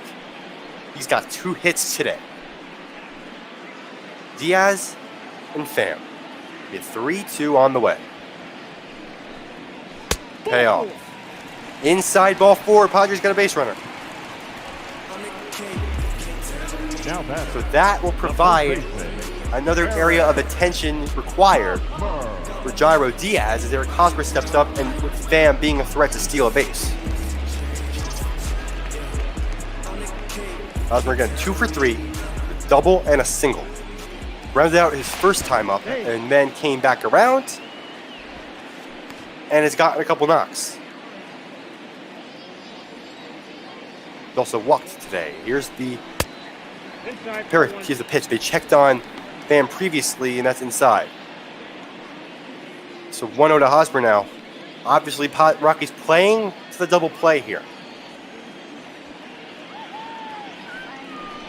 The 1-0. Hit to center field, not deep enough. Oh, it carries. It's carrying. Dahl makes the play. I mean, that looks shallow off the bat, but Dahl kept drifting back towards the track. And a big out number 2 for Diaz and the Rockies. And they're 1 out away from getting it to the 9th. And here's Machado. But again, Machado is not a hitter to be taken lightly. He can do damage with one swing.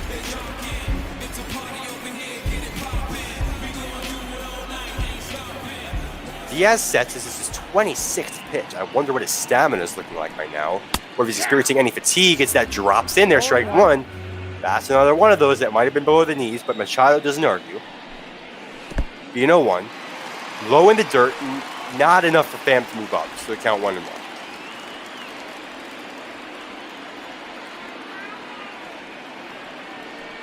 The 1-1 coming is grounded. Right back to Diaz, and that's it. We're going to the 9th inning. The Padres 3 outs away from victory, but the Rockies also 1 swing of the bat away from tying it up. It'll be a fun one. Ladies and gentlemen, your attention please. Kirby Yates has entered the mound. 38th game, he's 1-0. He's 22-4 in save opportunities, 1.51 ERA, another dominant year. The veteran righty Yates.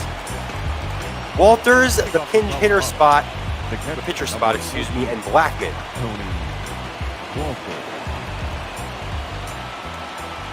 I can envision a Blackman home run. It's very potentially a scenario that could occur.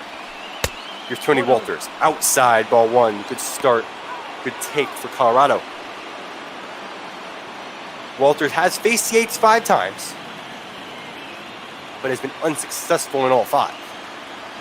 Obviously, the stakes much higher in terms of game scenario here. The 1-0. It's coming. Rounded, fielded by Hosmer. Quick out number 1 for Yates and the Padres. The pitcher, number 37, Cairo. Make that 0 for 6 against Yates for Walters. Your attention, please. And the pinch hitter will be Raimel Tapia, the outfielder. Tapia can hit for power, but more of a contact hitter with speed. Another lefty, so he'll be facing 3 lefties, well, Yates will be. And here is the pitch. 5 home runs on the year, hitting .297 out of the pinch hitter spot. So Tapia, nobody to be taken lightly as he deals outside. Same way he started Walters. Going fastball. Tapia, bat above his head, looks on. Yates will deal a 1-0. In there, just got in up and in. And there's a strike, so now 1-1 to Tapia. Obviously, things have slowed down a little bit. Teams are making sure they're throwing the right pitches here. 1-1. Popped it up. Got under it. There is Grisham for out number 2. And the Rockies down to their last out, but here is Charlie Blackmon. And everybody who knows baseball, everybody who watches baseball, especially Rocky fans, or anybody who's just, again, followed the game for a while knows, Blackmon's got plenty of power, so Yates definitely needs to make sure he throws the right pitches. Yates versus Blackmon for the game. Grounded. It will get through. No. Oh, Tatis bobbles it. So Blackmon will reach. That was the game. The first baseman. They call it a hit. Tatis unable to gain possession of the ball. And the Rockies are still alive. I don't know why they even hit there. But this is Daniel Murphy now. Man on first, 2 gone. Blackmon not much speed, but a gapper could absolutely score him with how deep they are. As Murphy swinging immediately fouled it off. Murphy 2 for 4 with 2 ground ball singles, so he hasn't done much damage to the ball today. But it's been effective. He's hitting, again, 500 on the day. You take that from anyone. And 0-1 on the way to Murphy. And that's a strike, 0-2. And the Rockies down to their last strike. Blackmon off first. Murphy awaiting the pitch. The 0-2 coming. Inside, ball 1. Just inside. Good take by Murphy. That's what a disciplined veteran hitter does. Count 1-2. Obviously, again, these teams are contending, but a win would just be very good for confidence purposes here as the season gets to its last couple of months. The 1-2, very low. Fastball just spiked into the dirt there, but good save by Hedges, 2-2.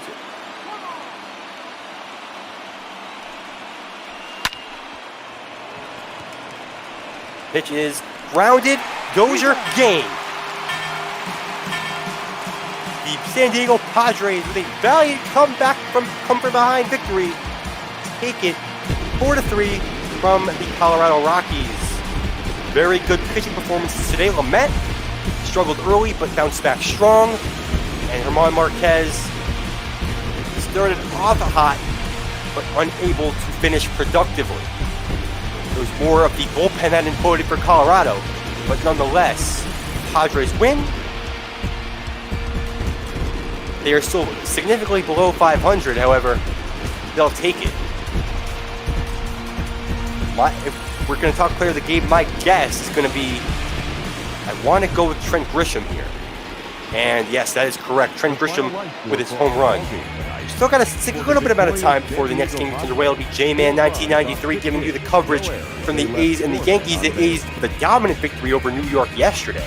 But we're waiting to go into some highlights here. Perdomo gets the win for San Diego. Marquez, the loss. Kirby gets the save. Eric Hosmer with 2 hits. Had a solid day. Grisham as well. Dozier went 1 for 3 with a double. Tommy Pham, 0-3 of the walk. Story had that moonshot, absolute clobbering of a homer. Blackmon went 2 for 5 himself. Dahl 1 for 4. Murphy 2 for 5 with 2 singles and ended the game. Here come the highlights, though. We start off in the first. Blackmon doubled, Murphy singled, and then Arenado sac fly, very deep enough, scores Blackmon easily. And at that point, it seemed like the Rockies were going to have a very good day offensively. Without a throw, Blackmon scores. It then became 1-0 Colorado. Bottom of the 7th. We fast forward there already. Brian Dozier doubles center. Gets by McMahon barely, and then gets under Blackmon's glove. This allowed Dahl to score all the way from first and tie the game. Then Trent Grisham, bottom 7. I miscalled this one. I thought this was going off the wall. Just sends one into the shortest area of the right field seats. 3-1, devastating blow. It was a 4-1, 4-2 Rockies now. Trevor Story, absolute. I mean, I don't know. I'm running out of superlatives for this one again. Like, I don't know what to say. This almost hits the scoreboard. It came so close. 468 beat 111 off the bat. Top of the 8th, Alex Kirilloff, the Rockies' young stud, up the middle and threw for a single. It scored a run, and it then seemed like the Rockies might get closer than top 9. Murphy rounds it, good stop by Dozier, and that would be it in this one. Again, the Padres take this one by a score of 4-3. Our next broadcaster is not in the game yet, so I'm gonna wait to lead until he comes in. And Trent Grisham, your player of the game. No, again, the win not significant for any of these guys. I mean, the Dodgers and Diamondbacks have multiple games on these guys. Well, let's look at the final stat line here. ML Bot Ball on Twitch.tv again. Let's give you one more reminder. Meals on Wheels is our charity right now. You want to donate to people who are struggling to find their next meal, that is the perfect place to do it.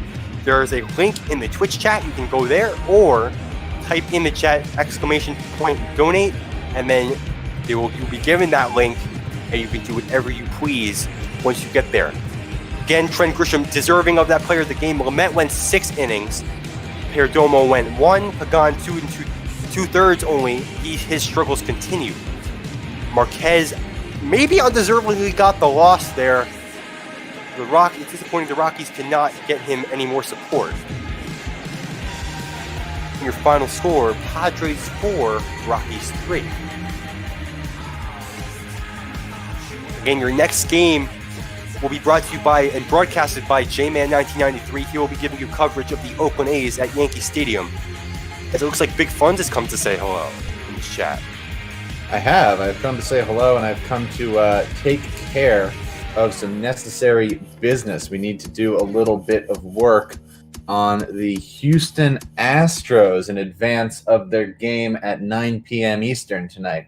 There's been some talk from the Astros representatives of making some moves, so that is what we are here to do.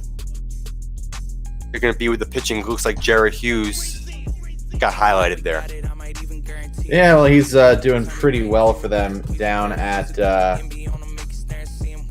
AAA, but we are going to be focusing on a couple of things. We're going to be doing some stuff with the pitching as well as with the batting on the bench. So let's see what we are supposed to be doing here. All right, so the Astros are going to be optioning Austin Pruitt, relief pitcher, to AAA Round Rock.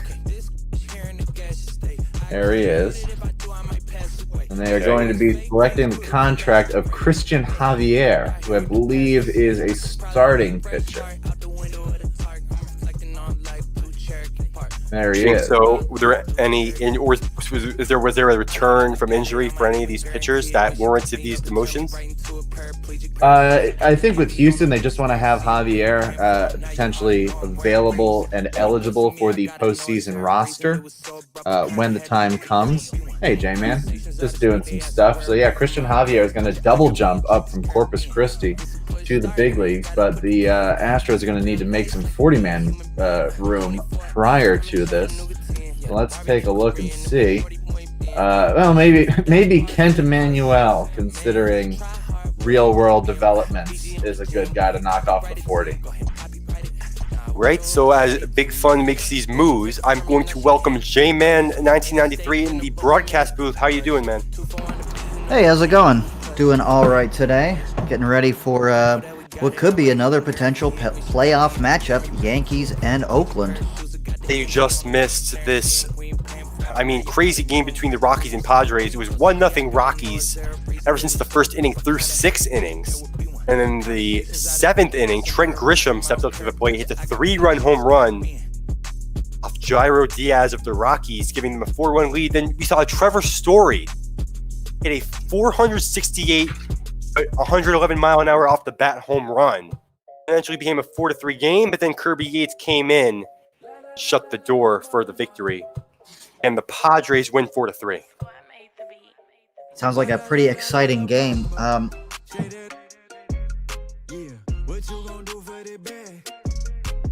J-Man, I'm going to hand it over to you. Have a nice call.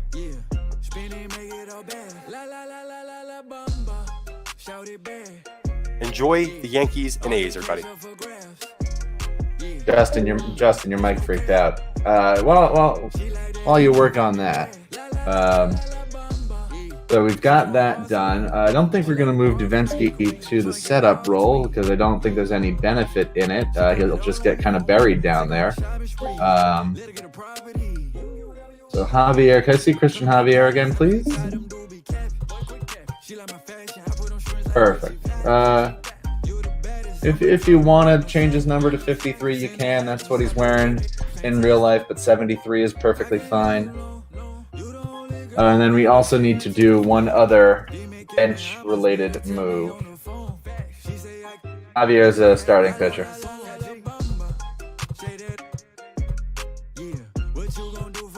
There he is. Make that 53. And then we got to do something with who is getting brought up here and dropped down. I know I've not been given permission to speak, but Corey Lee is the other move. Yes, I'm trying to figure out who is supposed to be optioned. I believe it's supposed to be Miles Straw who went down. Let me take a look at what they've done. Miles Straw in AAA. All right, so let's do that.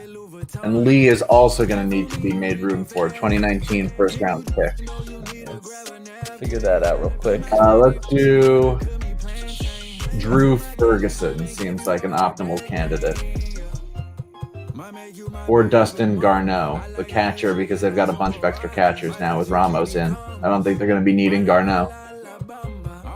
Because they got Richie too. Yeah, they got enough catchers on the 40. All right, so Corey Lee will, be another catcher added to the 40. No, not there? Where is he? Maybe he's at shortstop or third. There he is. And he's also going to get the double jump. He's going to need to change his number, though, because 35 is very taken. Let's switch that before he goes, just so it doesn't mess stuff up with Verlander. Because 35 ain't it. Let's just put him in. Oh, and we can give him name audio, too. We can read it out as Corey Lee. It's up closer to the top. Oh, there we go. Yeah. That'll be last name. That'll be Lee. And then first name, I think you can just do Corey with a C. I don't know if they'll have specifically Corey with a K in there, because there's no difference. One back.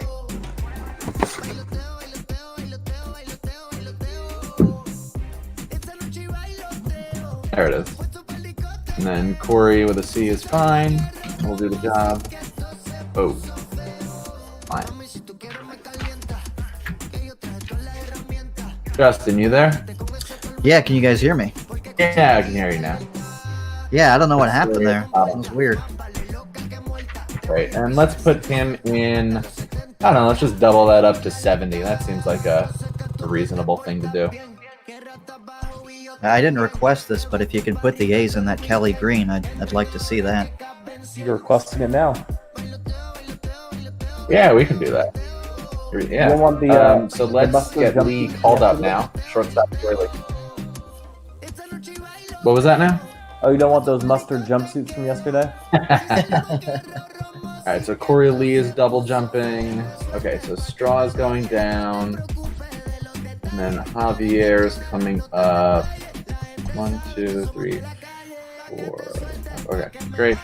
There was something also about they wanted, looking at the proposed roster, they wanted the lineups to. There was something about. I thought there was something about Wilson Ramos. I guess I'm wrong. I think the Mariners might need a quick look. I think that someone, probably Brother Beard, submitted something maybe. Let me look. Okay. Well, there's a mistake here in the lineup suggestion in that it is putting 9 batters in the no DH lineup, which you cannot do. So they're going to have to figure out where Corley is going to play, because you cannot have 9 position players in a no DH lineup. That's a different problem. Okay. Yeah, that's not going to work. Okay, so I think that's it then. They just want Lee up. for Straw. So Straw is down, Lee is up. So it's Lee, Tucker, Diaz, Maldonado, Reddick occasionally, and I'm gonna option. Oh, Javier's already up here. Great. And Pruitt is AAA. Presley. Javier is long relief. 1, 2, 3, 4, 5, 6, 7, 8. Okay. That is all done then. Submit. Great. All right. So what else did we need? Was there a Texas thing, or that can be later? Texas and Seattle can be done end of night because we don't have them on stream today, or we can just knock them out now while we have a few minutes. Also, do you want to look at Minnesota and Pittsburgh because Devin Smeltzer and Kevin Kramer were healthy. Kramer being healthy is probably more urgent than Smeltzer, but we don't really air a lot of games. So this is pitcher Devin Smeltzer. Minnesota. What was that again? Pitcher Devin Smeltzer. He might have just been day to day. Yeah, I think he was just day to day. Flip Smeltzer with Pineda. The Smeltzer's supposed to be in the rotation. I believe that's what it says on the site, so I'm taking that as gospel. Pineda and Dobnak are long relief. I just want to get this right while I'm here. Cooper, Gearin, Romo, May, Duffy, Rogers. Okay. Minnesota looks happy. Could I see Pittsburgh now? Because I think Pittsburgh's a man heavy with the health of Kramer in the batting situation.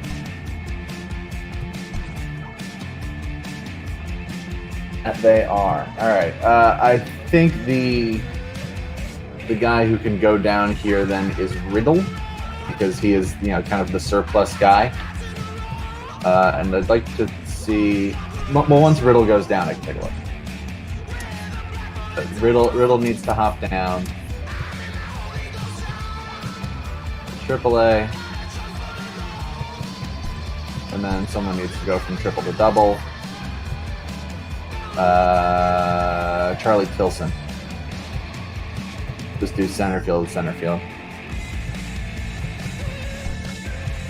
And then if I can just look at these lineups real quick, should be out of here before 2 o'clock Eastern. And the Yankees and the A's. And one more time, what was that uniform request here before I log off? Kelly Green for those Oakland A's. Okay. Now, I'm not good with colors, so I don't know which one Kelly Green It's is. alternate 3. There we go. But you're going to want to put it over gray pants. Yeah. And we can fix the Pirates lineup later because Riddle was in there in the DH lineups. But I can do that later. No problem. Yankees and pinstripes? Yep. Anything else? Yeah, I know, right? All right. Have a fun one, Justin. I'm excited for this one. Should be a good playoff preview. Yeah. Especially with Mike Fiers pitching. Too bad you can't adjust the facial hair settings on this one, because I would definitely give Mike Fiers that weird little monkey tail beard he had at one point. I'm sure you guys know what I'm talking about in the Twitch chat or something like that. If only there was a way to post an image of it in there. But that is who is starting for the Oakland A's today. Mike Fiers and Mike Minor starting for the New York Yankees. Minor coming over in that deadline trade from the Texas Rangers. So that is our pitching matchup for today. Oakland in those beautiful Kelly Green uniforms and the elephant on the ball. That is a very athletic elephant. And we're going to get a look at today's starter, which is Mike Minor. Not a great record, 4-9, but that's really not what you're looking for to evaluate a pitcher. 4.17 earned run average, 116 innings pitched, only 110 hits, but 33 walks and 97 strikeouts. So he's not much of a strikeout pitcher. Mike Minor is. He's going to face Jonathan Villar, the top of this Oakland lineup. is Jonathan Villar, Marcus Semien, and Chris Davis. Villar swings at the first pitch, a four-seam fastball from Minor, and it's 0-1. Defense for the Yankees, we've got La Stella at third, Gleyber Torres at short, DJ LeMahieu at second, and Luke Voigt at first. 0-1 pitch is hit on the ground right to Gleyber Torres, who fires on to first and not in time. So Jonathan Villar showing off the wheels that he's got there, and that is going to be a base hit. So a leadoff infield single base hit gets things started off well for these Athletics. Now it brings up Marcus Semien. Now this game, these two teams, they're very similar in that they've got really great offensive shortstops. And last year, Marcus Semien was in that conversation for the MVP vote, as Mike Minor does not like Jonathan Villar over there at first base. He's got 22 stolen bases on the year, so always a stolen base threat. Finally throws a pitch to Semien, and it's in there for a strike. See the outfield defense for the Yankees, Gardner in left, Hicks in center, and Aaron Judge out there in right.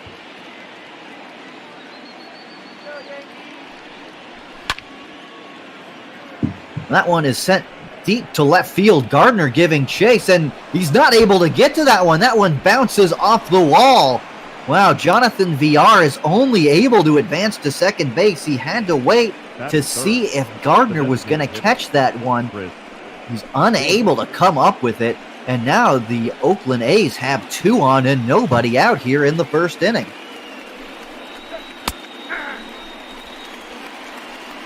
Now Mike Minor finds himself in a world of trouble here already in the first. Not going how he would have liked his next start as a Yankee to have gone. His first start, no decisions, 6 innings, 5 hits, 3 earned, a walk, and 6 strikeouts. Big swing and a miss there from Chris Davis. You see 22 stolen bases with a 75.9% stolen base percentage there from Villar. I don't think he's going to go and try to steal third, but that is what separates the good base stealers from the greats, is the ability to steal third. First place umpire there saying he did not go around on the swing.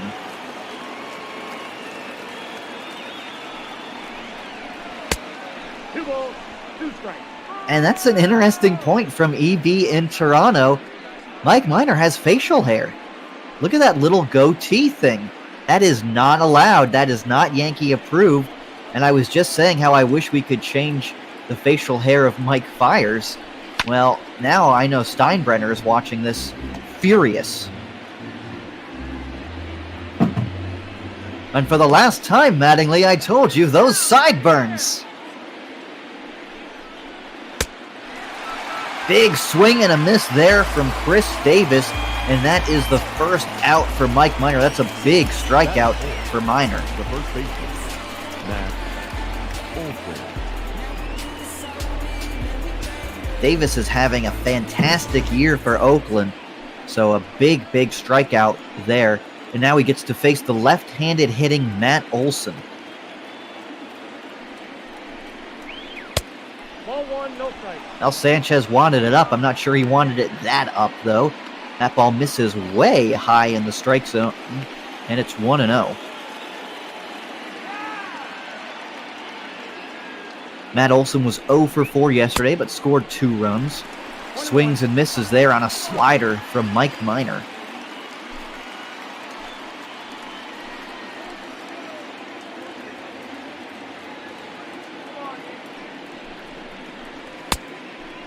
And a big swing and a miss there again from Olson. So Minor is now 1 pitch away from back-to-back strikeouts here.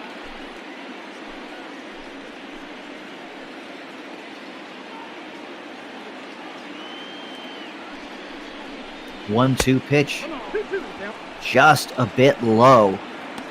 Able to hold up on the swing there on a nice changeup there from Mike Minor.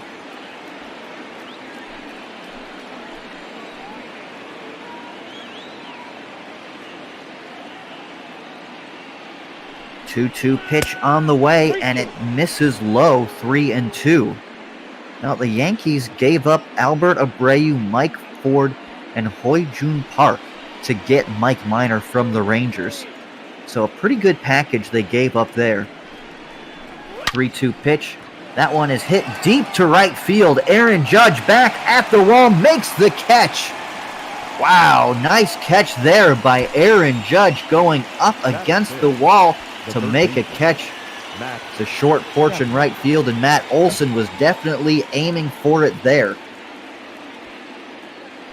Well, now Minor, after giving up 2 lead-off singles, is now finding himself 1 out away here in the first inning. Oh, that's out.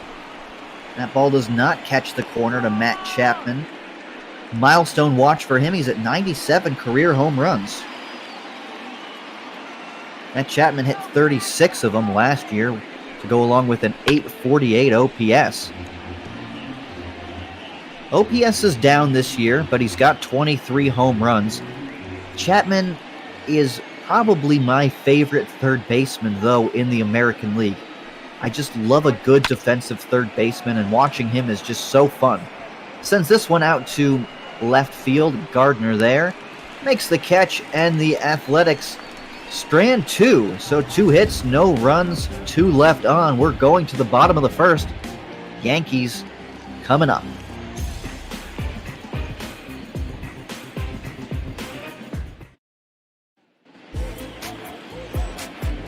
And get a look at Mike Fiers, that record, 14-6. He's almost always getting a decision when he starts. Only 23 starts, 143 innings pitched to a 2.13 earned run average.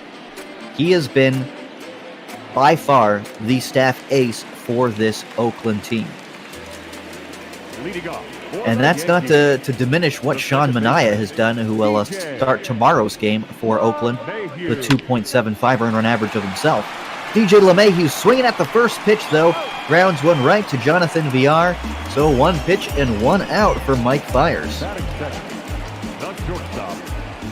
Defense for the Athletics. You've got Matt Chapman there at third base. He's one of the best.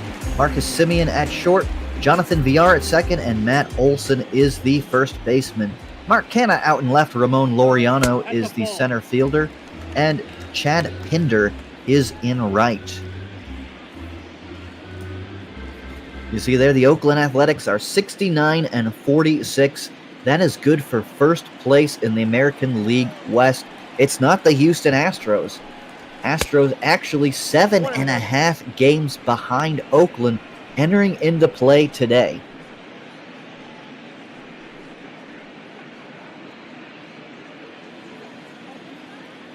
Now, you never want to count a team out with as much talent as the Houston Astros have, but Oakland's built up themselves a pretty good lead, and the way the American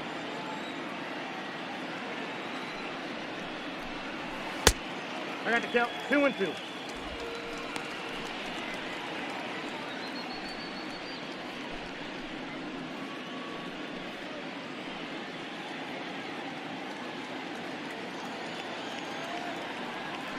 Rusty Valentine is not a part of this crew. Rusty Valentine was the second base umpire in the Chicago Yankees series this week.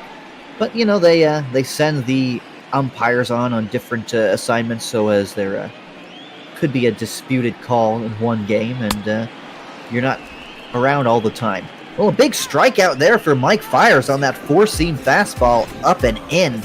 And he gets Gleyber Torres swinging.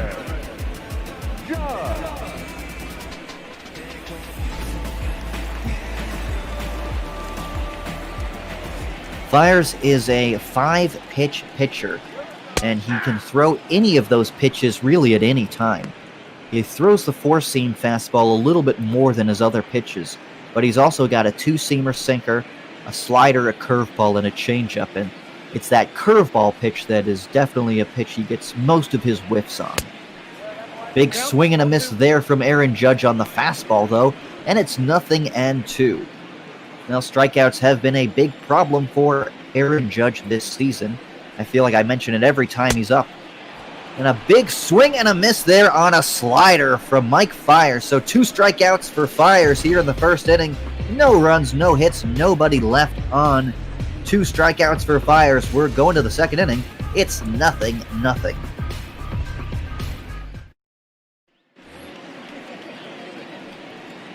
6, 7, and 8 for the Athletics, and it is Mark Canna, the left fielder for the Athletics, going to lead things off here. Big swing and a miss there on that first pitch from Minor.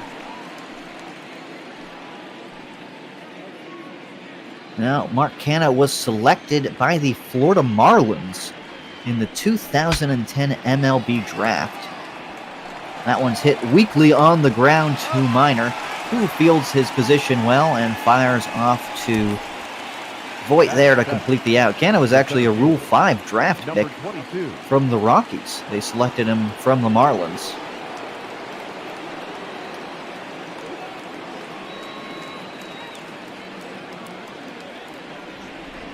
And then they traded him to the Athletics for Austin House. That was the deal.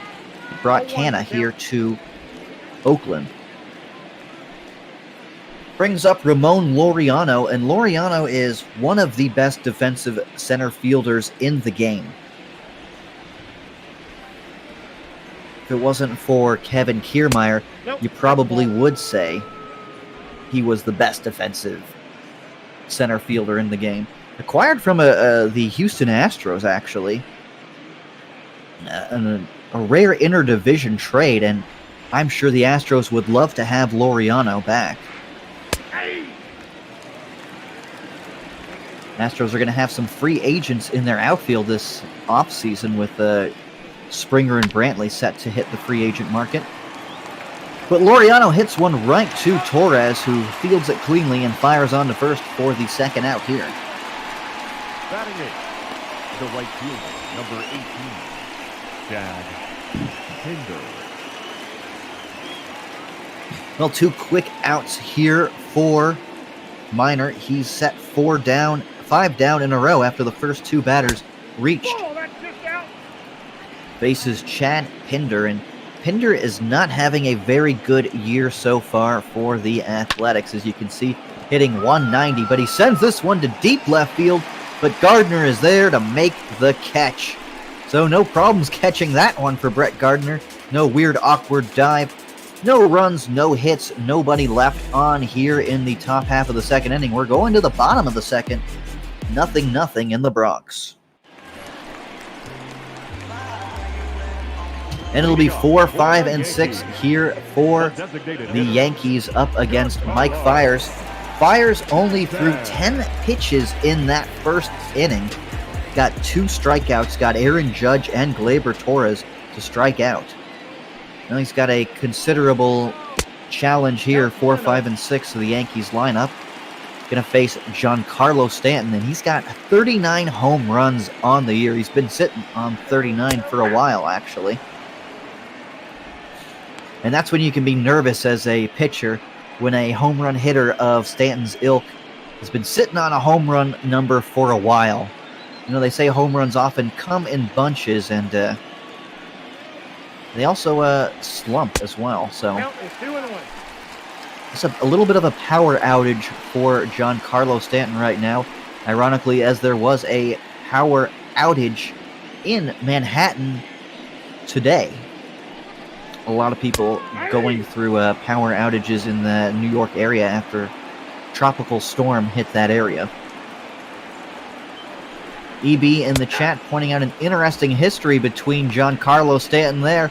Well, nothing interesting about that. He's gone down looking. I'm not sure what he was looking for. It's a bit outside, but I mean, that's a pitch that Giancarlo Stanton's got to be looking for. Right on the outside part of the plate, he can extend his arms and just dump that one over the shallow porch in right field. Not sure what he was looking for there. So 3 straight strikeouts for Fiers here in the ballgame, and he's going to face Gary Sanchez. Sanchez yesterday 1 for 3 with a walk, and a big swing and a miss there from him. And Fiers in control so far early on. He's got Sanchez 0-2.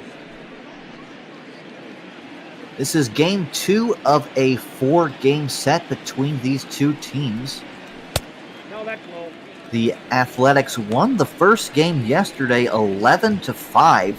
Domingo Germán started that game for the Yankees. Gave up 4 runs in the first inning. Settled down a little bit after that, but Athletics, huge offensive outburst yesterday. And another strikeout there for Fiers. He has struck out 4 Yankees in a row. Aaron.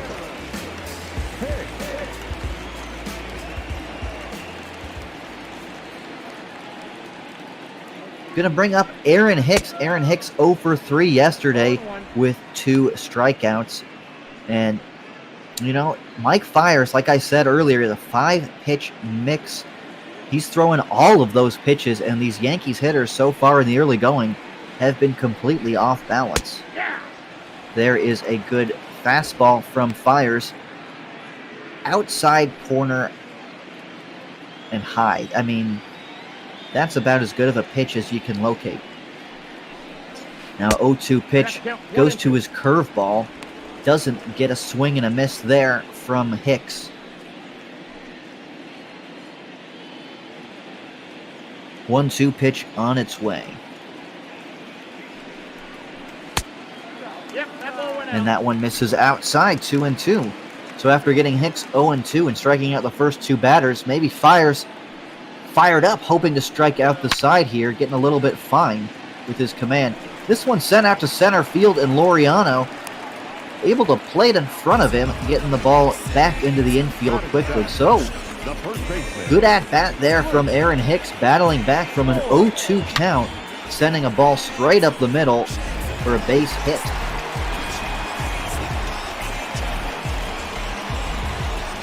First base runner of the game for the Yankees. That brings up Luke Voigt with 2 outs here in the bottom of the 2nd inning.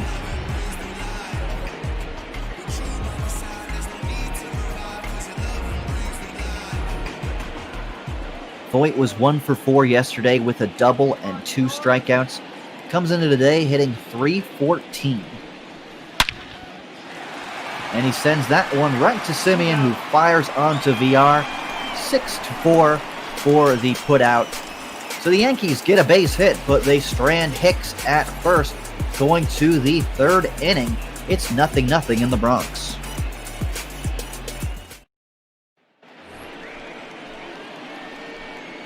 Leading off for the Athletics, the catcher, Austin Allen. Austin Allen, the Oakland catcher, will lead things off here in the 3rd inning. It'll be 9-1-2. The Athletics just acquired Allen in the offseason in exchange for Jurickson Profar. Profar has since in the ball world been traded to the Atlanta Braves.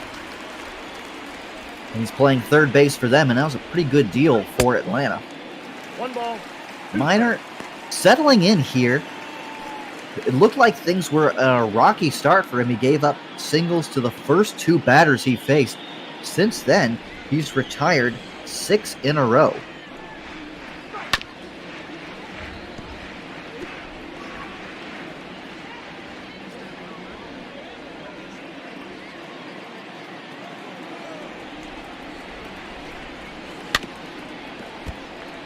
Allen fouls that one back, and it's 1-2. Two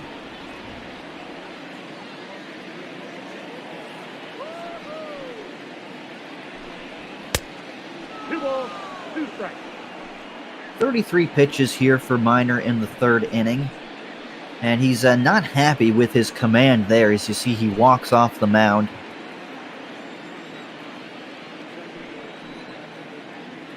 Two-two pitch on its way, and that one is sent down the line to left field, but it's going to go foul.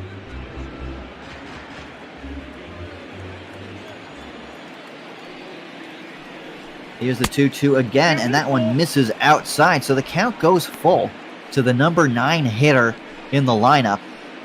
And again, he's not happy with his command.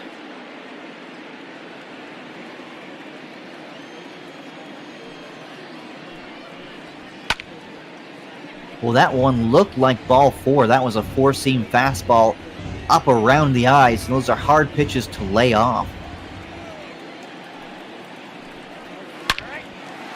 That one sent right back up the middle, but played perfectly.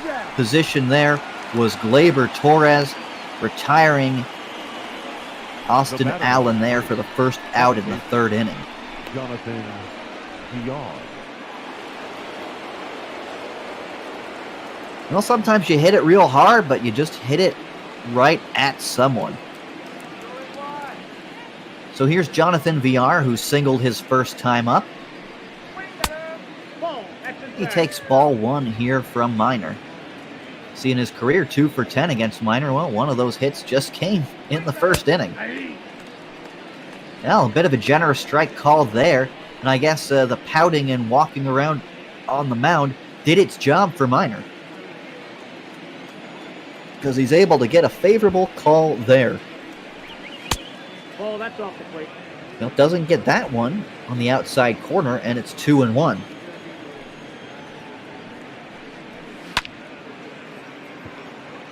That one is sent down the right field line. Giving chase is Voigt, who makes the catch for the second out. Number 10, shortstop, Marquez.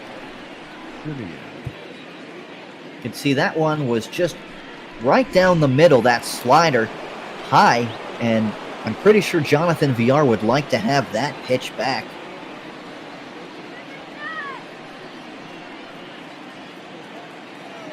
So 2 away here now in the third inning, and it is Marcus Semien who also singled his first time up. 1 ball, 1 strike. Now, Semien was drafted by the White Sox, you see, so it was said there, but after the 2014 season, the White Sox traded Semien, Chris Bassett, and Josh Flagley to the Oakland A's in exchange for Jeff Samardzija and Michael Ynoa. And, boy, I'm sure the White Sox would love to have that trade back, even though they've got Tim Anderson at short. You don't want to give up a player like Semien when Jeff Samardzija really never made a big difference for the White Sox. Well, another full count here from Minor. He's throwing a lot of pitches to these Oakland batters. And that one is fouled away. So maybe Oakland trying to get to the bullpen for the A's. They got into the bullpen yesterday and scored several runs off of Jay Happ. And they also scored a couple runs off of Jordan Montgomery, both of the long relievers for the Yankees. Happ only 2 1/3 innings and 4 earned runs, and 2 runs off of Jordan Montgomery. So if Minor's not able to go deep in this game, the long relievers that Aaron Boone can turn to were used yesterday and were not that effective.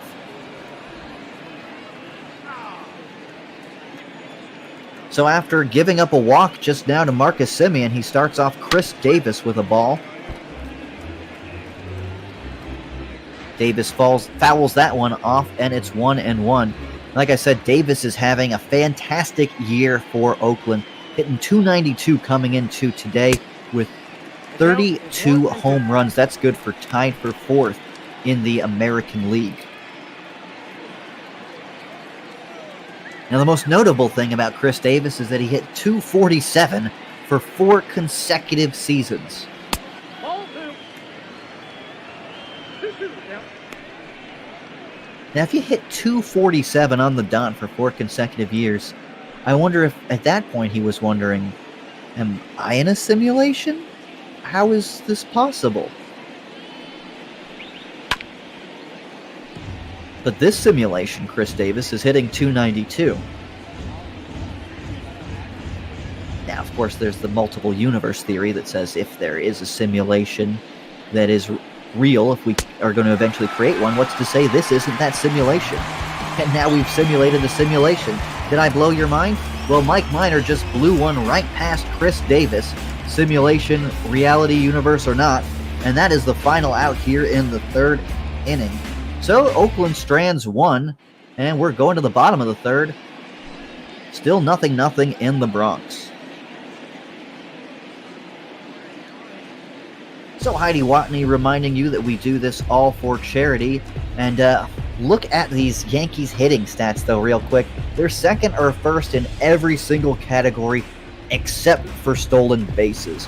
So this is a pretty complete Yankees offense. And Aaron Judge isn't even doing Aaron Judge-like things.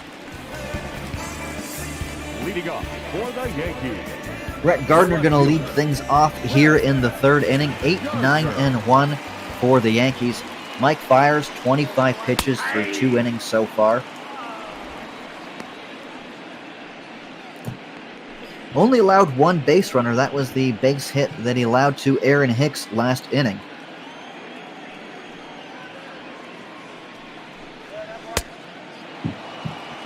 Quickly ahead of Gardner, and it's 0-2.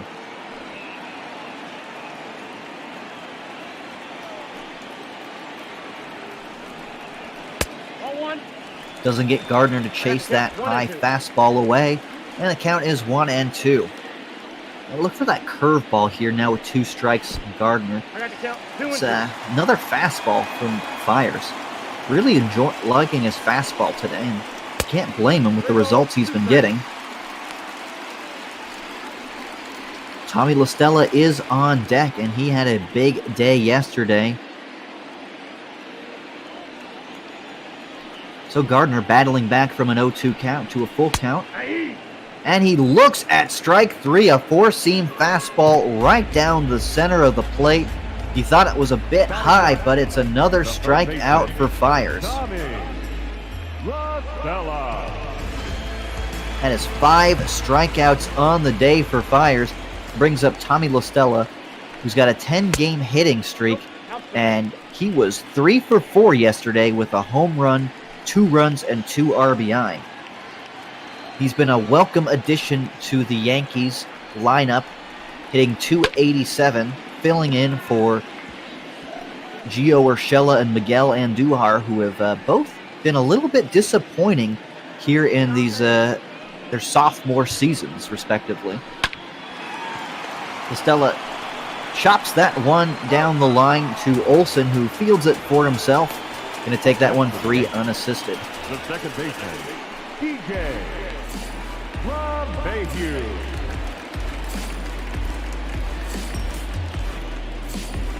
So 2 quick outs here in the third inning, and it brings up the leadoff hitter, DJ LeMahieu. LeMahieu 0 for 1 today. He rounded out to his second base counterpart, Jonathan Villar. 36.4 WAR over 9 seasons for DJ LeMahieu. And you start to ask yourself if he can put together some more great seasons, like 5 WAR seasons like he did with the Yankees.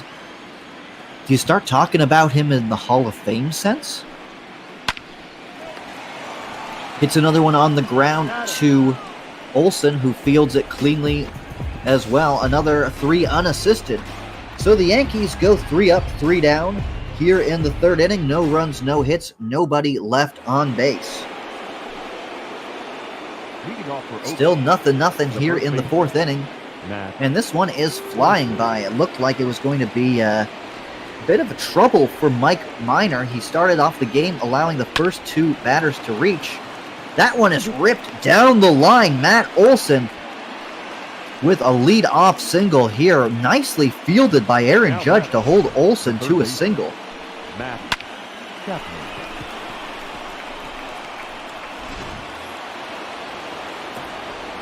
So it brings up the third baseman, Matt Chapman. Whoa, that's down.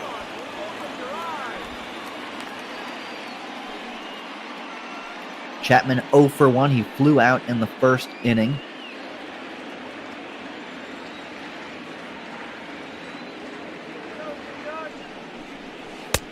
That's outside. And takes a ball outside. Only 27 years of old, from Victorville, California. And he is just one of the best defensive third basemen in the game. That one is hit right through the right side where the hole was. So 2 quick base hits here for Oakland in the fourth inning. And it's kind of a carbon copy of that first inning for Oakland.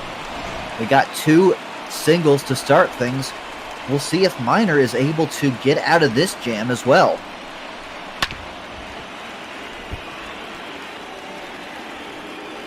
It's facing the bottom of the order as opposed to having to get through 3, 4, and 5. Yankees fans on their feet encouraging Minor. He's going to have to face Mark Canha. Canha grounded out to him his first time up.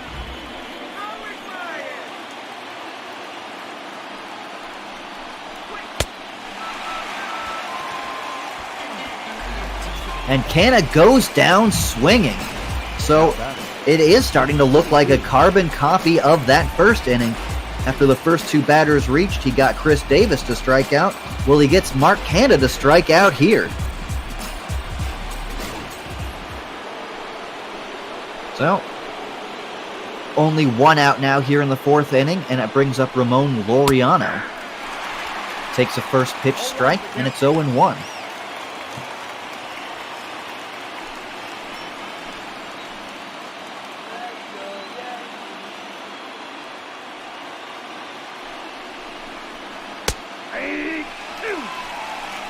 Now, Ramon Laureano was a victim of the numbers game there in Houston. He was going to be eligible for that Rule 5 draft, and they had no room on that 40-man roster, so instead of just exposing him for nothing, they traded him to the A's for Brandon Bailey.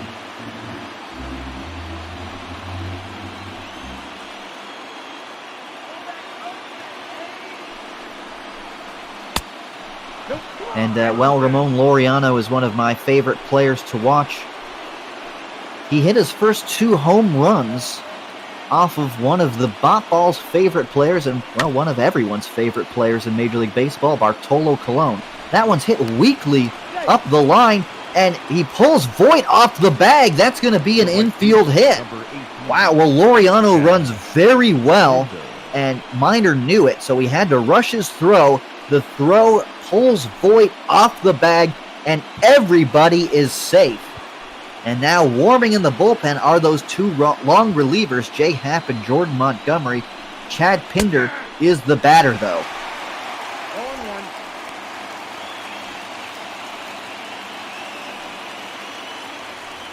0-1. Olson's the runner at third. Chapman's at second. Laureano is at first.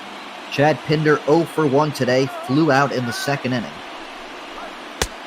Yankees fans on their feet, desperately trying to get Minor out of this inning.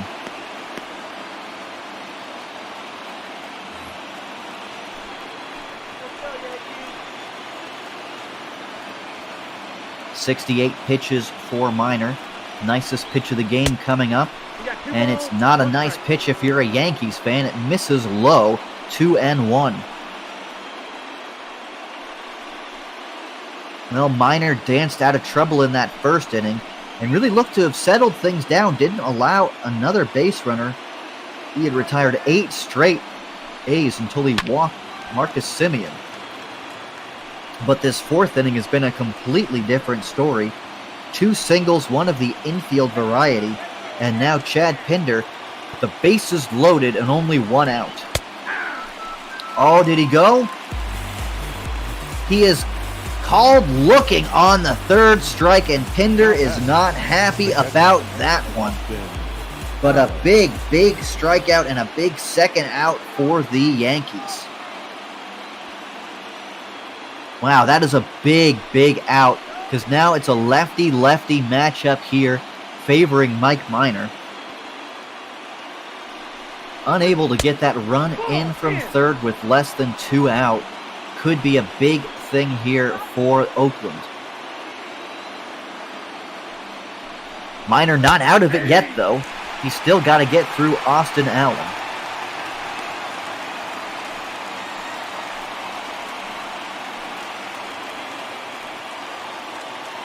Yep, first 2 homers off Bartolo. That is correct, EB. And a good excuse just to use that image. 1-1 pitch in there for a strike, 1-2. So this will be quite the tightrope walking for Minor if he's able to get out of this inning. He's one strike away from doing so. 1-2 pitch on the way, and it misses outside 2-2.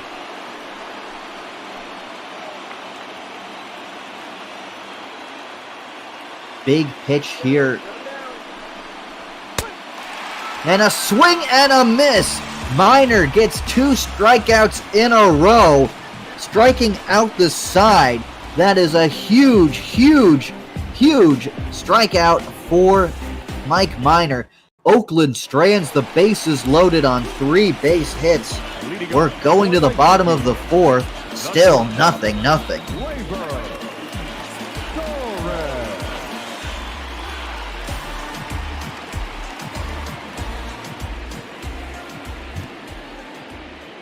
Two, 3, and 4 here in the 4th inning for the Yankees. Gleyber Torres going to lead things off. 1 for 11 against Mike Fiers. Not that great of a batting line, I should say.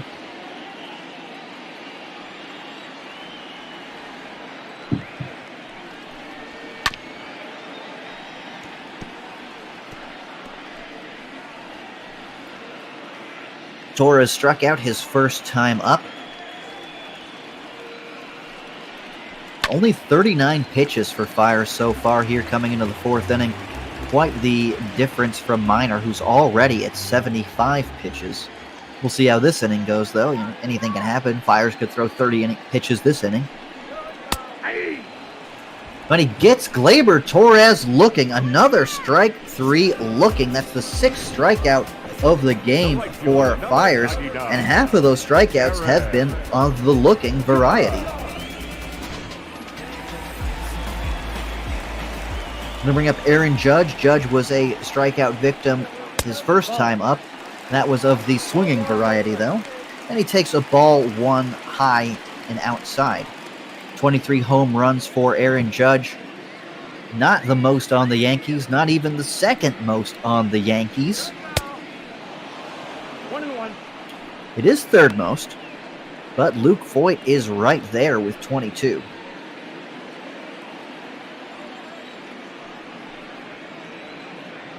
That's not what you expect from Aaron Judge. You sort of expected both of these guys, Giancarlo and Judge, to have 40 home runs at this point in the season. Well, Giancarlo does have 39. 2 balls, 2 strikes. 2-2 pitch on the way to Judge. And a swing and a miss. And Judge goes down swinging for the 2nd time this game. And that's the 7th strikeout now for Fiers. The designated hitter, Giancarlo Stanton.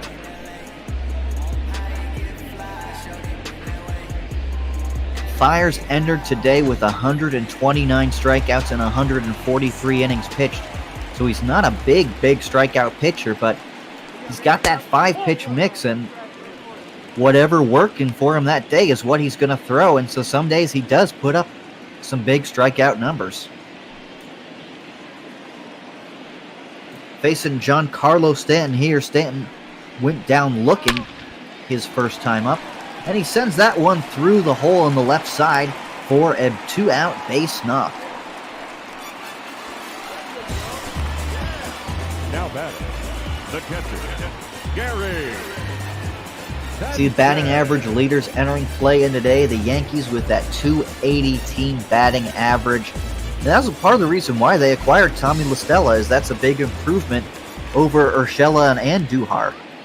La Stella entering in today with a .287 batting average. Well, count 1-0. And actually, if you look at the Yankees' team batting line, their team batting line is .280, .354, .506. That's good for an .860 OPS. Who has an .860 OPS on the Yankees?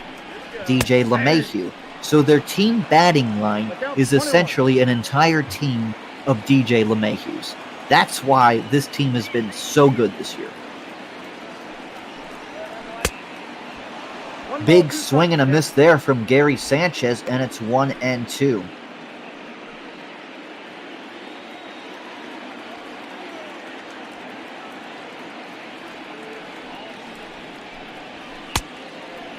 swing and a miss, and an awkward-looking swing there to say the least. Mike Fiers strikes out the side. He has 8 strikeouts through 4 innings.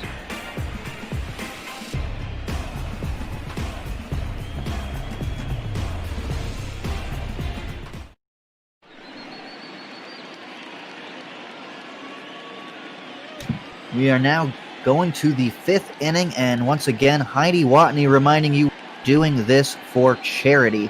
So our charity this week is Meals on Wheels. Whatever you can donate to that would be greatly appreciated.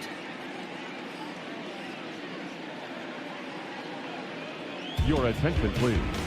Well, new pitcher for the Yankees. That is going to do it for Mike Minor. He only goes 4 innings, doesn't allow any runs, but gives way to Jay Happ. Happ with that 5.12 earned run average, and it has not been a happy thing for him coming out of the bullpen.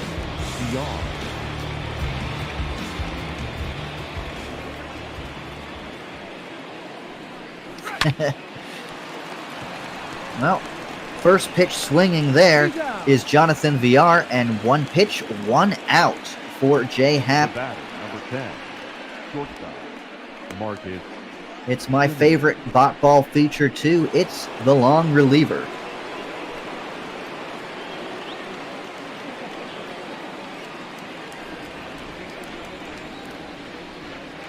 So Boone hoping Happ can give him a couple of innings, hopefully scoreless. But that has not been Happ's MO since he's been in the bullpen. He's really struggled since being in the bullpen, and I wonder how much longer the Yankees are going to stick with him. They especially have some very good arms down in AAA. Davy Garcia, chief among them, Luis Sessa, who was in the long relief role earlier in the year and did a very good job of it. At least a much better job than what Jay Happ has done.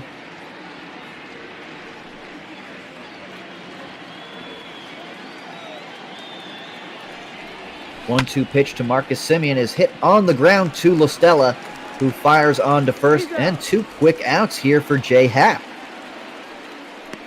The batter, number 2, designated hitter, Chris Davis. So 2 quick outs here in the 5th inning, and it brings up Chris Davis 0 for 2 with 2 strikeouts.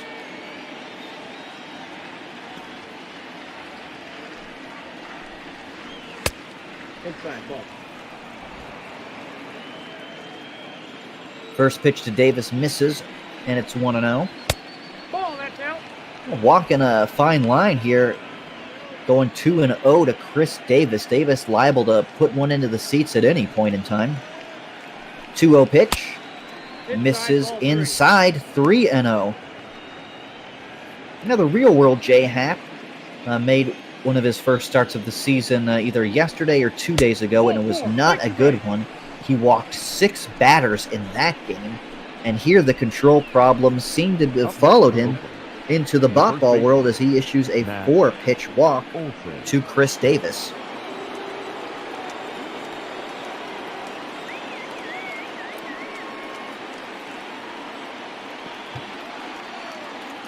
Matt Olson, the batter, 1 for 2 today. And he swings and crushes one to deep right field, and that one is foul. Oh, he was hoping to keep that one fair. He was doing everything he could using the force, but it's just a long foul ball. And he sends one to shallow right field now, where Aaron Judge is there to make the catch. So the Athletics strand one on a 2-out walk. No runs, 1 left on base. We're going to the bottom of the 5th, still 0-0 in the Bronx.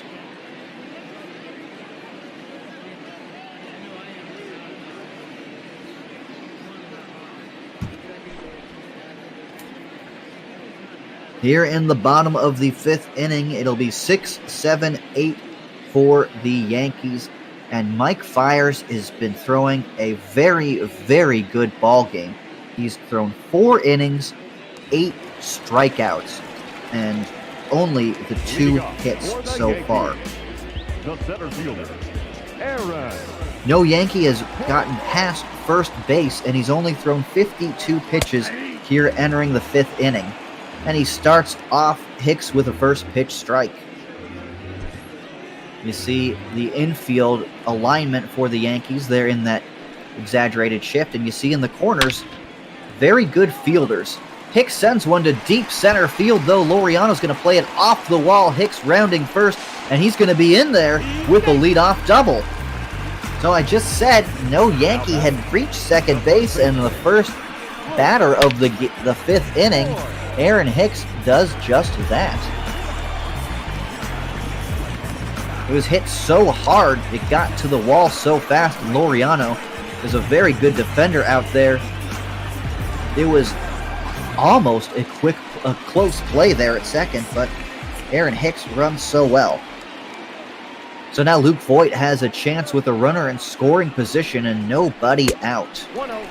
Fiers one outside, and it's 1-0.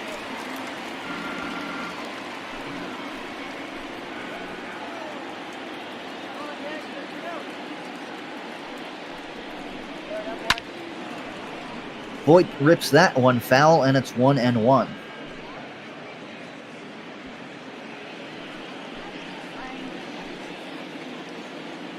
Pitching and hitting. The Oakland A's have both.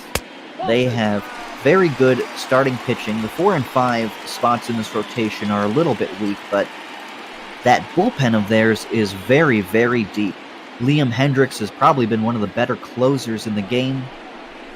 2-1 pitch is in there for a strike, 2-2. But they've got Joaquin Soraya as well, Lou Trevino, and Paul Blackburn has pitched very, very well out there as well. 2-2 pitch here to Luke Voigt. That one is hit right back up the middle. Hicks had to go back to second base, unable to advance to third on that one because it was hit right in front of him. The bat shattered, and I'm unsure if it hit Fiers or not. Gonna get a look at this replay. You see, bat shatters. It doesn't hit Fiers, but I mean, that's gotta be something that startles you nonetheless.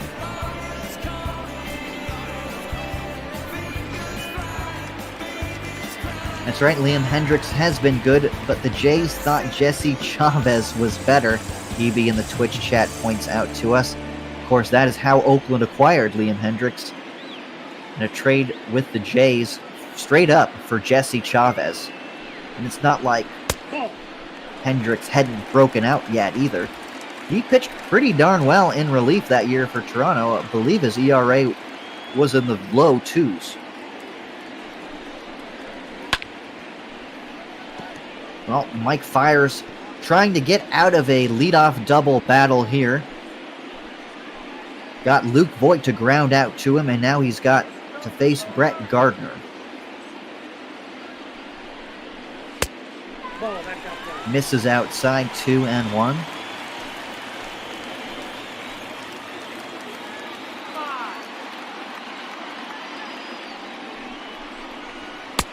Outside, that's the ball. Oh, Fiers missing again outside. 3-1. If he loses Gardner here, Tommy LaStella would be up, but it does bring up the potential of a force-out double play. Nope, that's upstairs. And he loses Gardner there, so maybe that was the plan all along. It didn't seem like he was that interested in throwing Gardner anything near the strike zone. Fiers got LaStella to ground out his first time up. Oakland would love a ground ball here. First pitch inside makes LaStella dance away. For the season, LaStella hitting .353 with runners in scoring position. Another reason why the Yankees went out and acquired him. He's a different kind of hitter. Most of these Yankees hitters, they're power guys with a lot of strikeouts. But that is not the MO of Tommy LaStella. He's a contact kind of guy. Only 63 strikeouts for LaStella and 271 at-bats to go along with 45 walks. So a patient guy, a contact-oriented guy, but he does have some pop in that bat too. 1-1 pitch is hit in the air to left field. Mark Canha is there, makes the catch, and, well, that's interesting. Hicks was tagging, but he doesn't try to advance. The batter, the second baseman. So it's just a long fly out for LeMahieu. LaStella, and now there's 2 outs for DJ LeMahieu.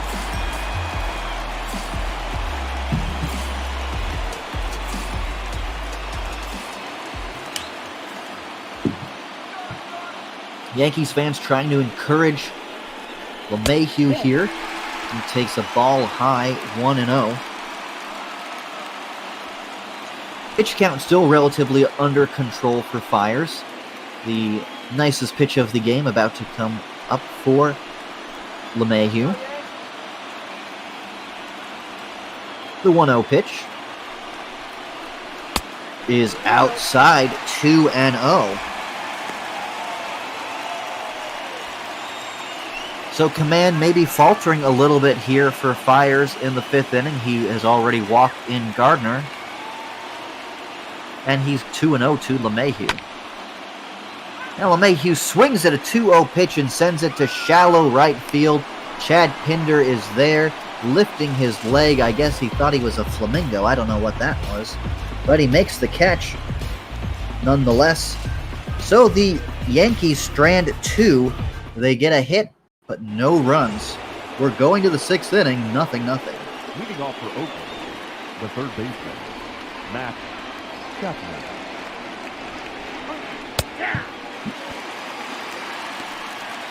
Jay Happ out for his 2nd inning of work. Threw 11 pitches in that 5th inning, and had a pretty decent inning. Only gave up the walk to Chris Davis. 0-2. Now he's 0-2 to Matt Chapman. Chapman 1 for 2 today, singled and flew out. Chapman had a big game here in the opener. 2 for 4 with a home run and drove in 4 runs. And of course was an 11-5 Athletic win. Yankees were on a hot streak coming into the series. They had won 4 in a row, but now they've lost 2 after dropping the last game to the White Sox. Well, Chapman sends that one down the right field line for a leadoff double.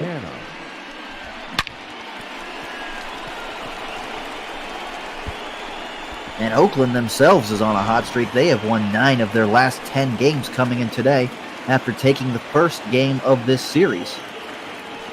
Now with another golden opportunity to score, the leadoff man on at second base. It's like we're playing extra innings baseball with a runner on second and nobody out. We'll see if Happ can bear down here. He's got to face 6, 7, and 8 now. Mark Canha, the batter, 0 for 2 today.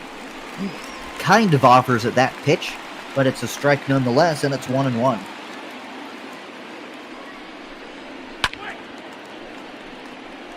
Canha sends that one foul, and it's 1-2.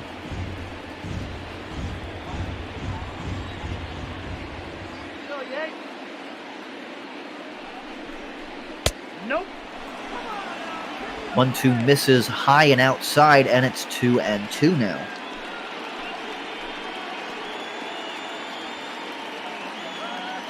Happ's been around for a while.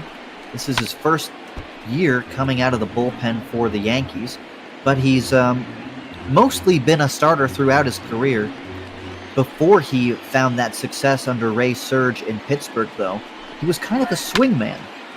So the bullpen's not entirely alien to Jay Happ.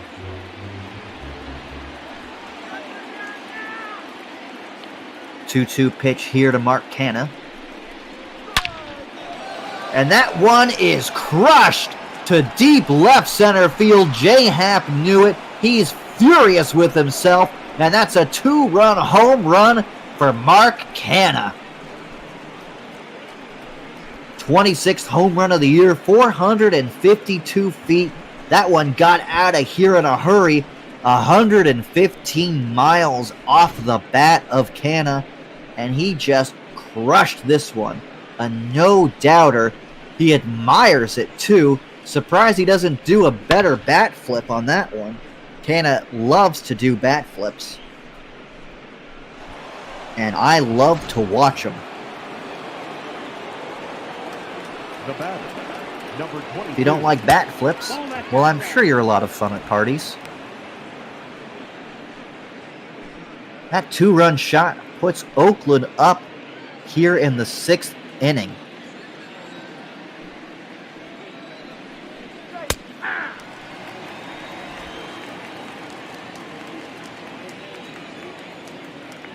So brings up Ramon Laureano. Still nobody out here in the 6th inning.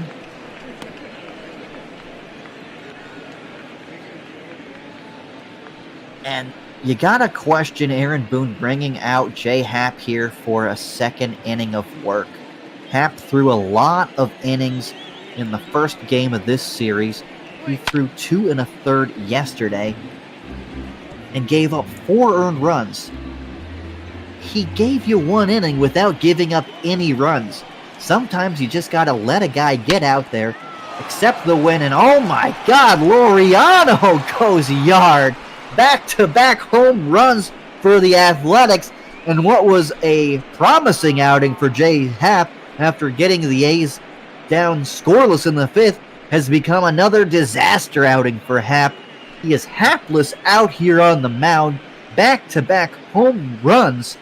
The 12th home run for Ramon Laureano, and it is now 3-0 Oakland.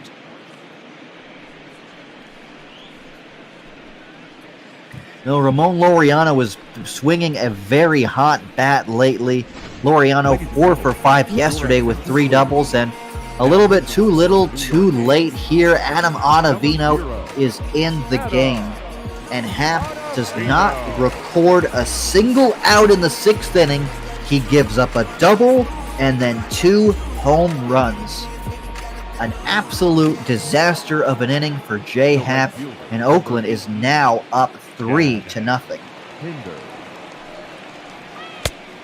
Counts 1-0.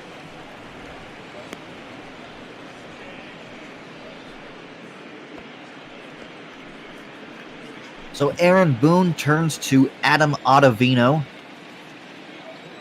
Ottavino, a late inning guy normally, but not having the greatest of seasons for the Yankees this year. Ottavino came in today with a 4.65 earned run average.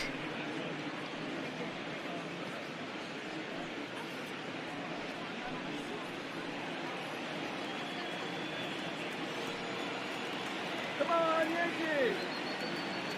2-0 pitch here to Chad Pinder. And that one is swung on and missed, 2-1. Ottavino throws that nasty slider that you just saw, but also throws a 2-seam fastball and a bit of a cut fastball as well.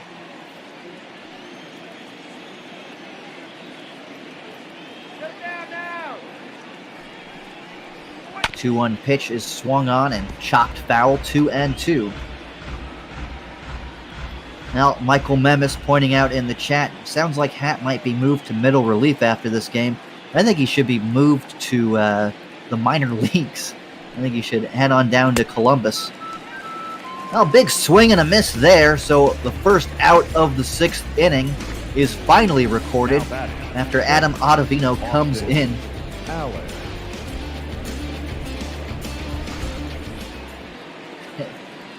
EB in the Twitch chat says, keep him in this role. Well, I can see why non-Yankee fans would be quite happy that Happ is in that role where he's hapless. But Yankee fans say that's not happening. What's going to happen?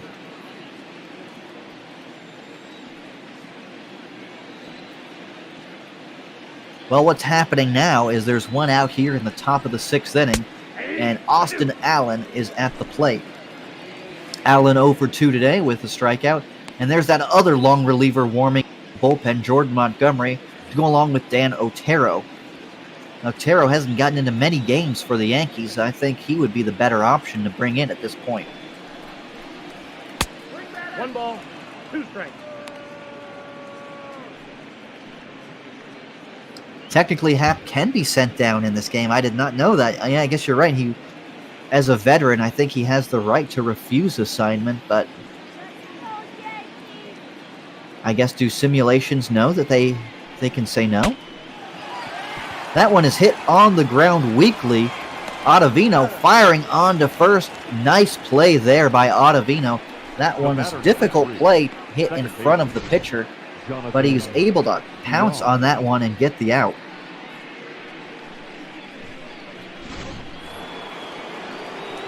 So 2 quick outs for Ottavino after the happening happened. I didn't know that. Dan Otero was nicknamed Dan O'Terrible when he pitched for the A's.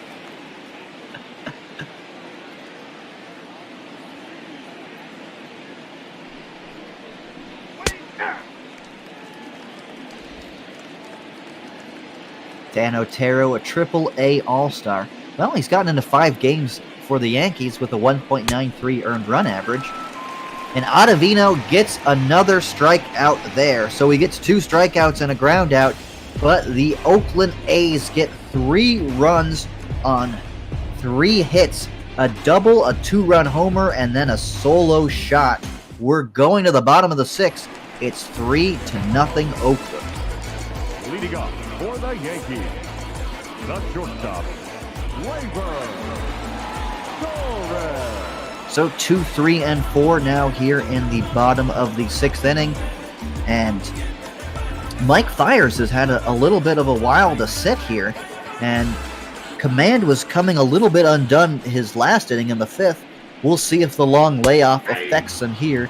He's facing the heart of the Yankees order here, 2, 3, and 4. Gleyber Torres 0 for 2. Aaron Judge 0 for 2.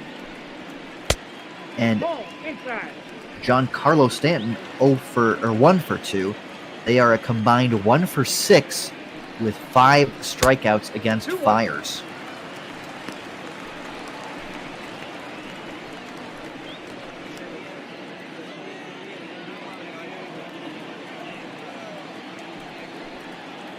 And if you want to include Gary Sanchez, they're 1 for 8 with 7 strikeouts. So this Yankees lineup has really struggled with Mike Fiers today. 2-2 pitch. Oh, I thought that one was going to be in there for a called 3rd strike. But it just misses. Full count pitch on the way. And that one is chopped foul.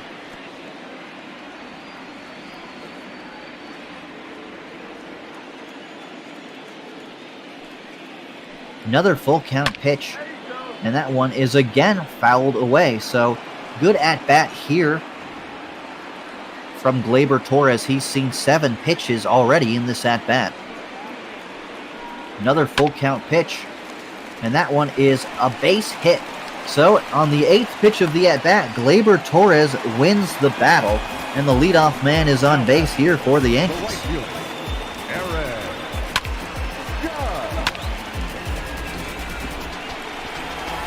Yeah, Fiers thought he had him on that 2-2 pitch, but it just missed.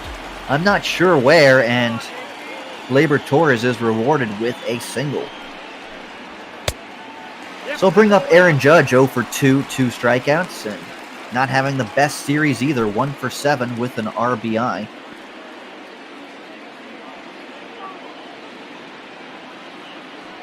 Here's the 1-0 pitch to Judge. And that one is in there for a strike. So I thought that was, pretty much where the 2-2 pitch was that was called a ball to Gleyber Torres, but it's called a strike here on Aaron Judge. I guess Aaron Judge probably has about 15 inches of height on Gleyber Torres, as Aaron Judge is 7 foot a million.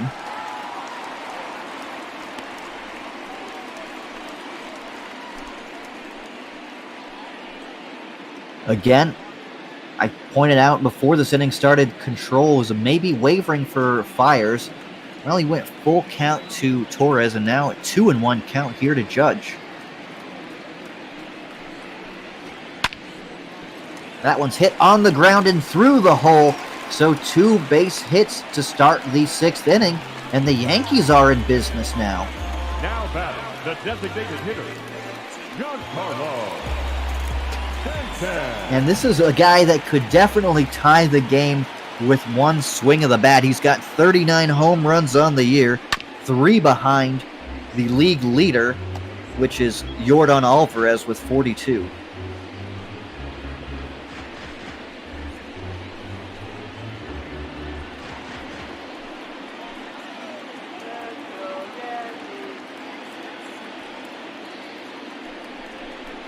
Oh, 0-1 pitch to Stanton, and that one is swung on and hit out to right field. That is going to be a base hit.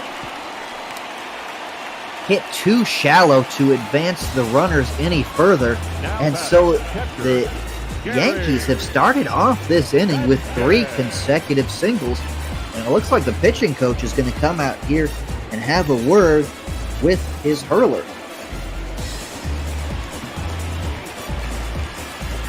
Fiers have been absolutely cruising. And I said this part of the lineup was 1 for 8 with 7 strikeouts against him. But the third time through the lineup seems to be the charm, and they are 3 for 3 against him now.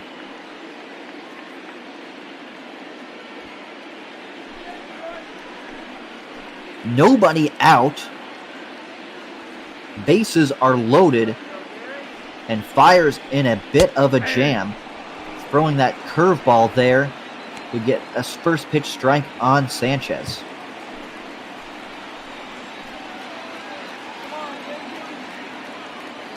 Michael Memmis in the chat hoping to keep the Yankees out of the double play. No ball, 2 strikes. Big swing and a miss there from Sanchez, and it's 0-2. Now that's exactly what the Oakland A's are hoping for. They'd love a strikeout here and then a double play. But that one is hit to deep left field. Way back, and that one is gone! A grand slam for Gary Sanchez, and the Yankees are now on top 4-3.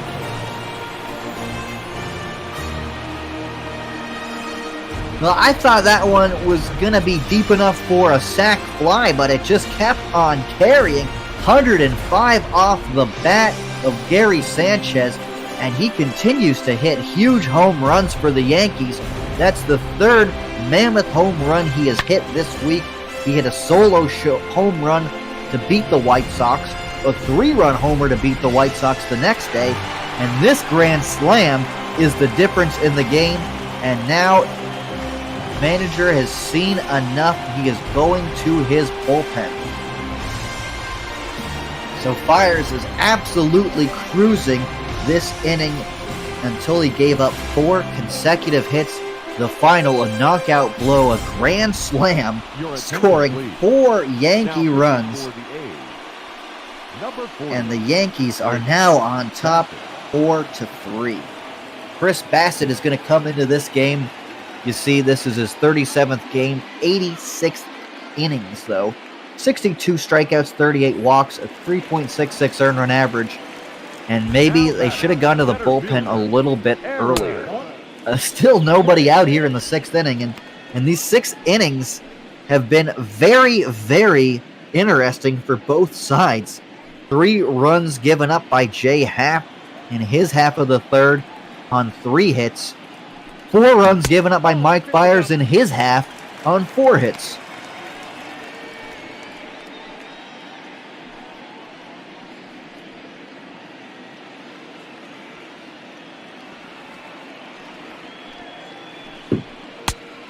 So coming into this inning, these 4 batters were 1 for 8 with 7 strikeouts. And in the 6th inning, they went 4 for 4 with 4 runs driven in. And you really start to see why managers do not like to have their pitchers face a lineup a 3rd time.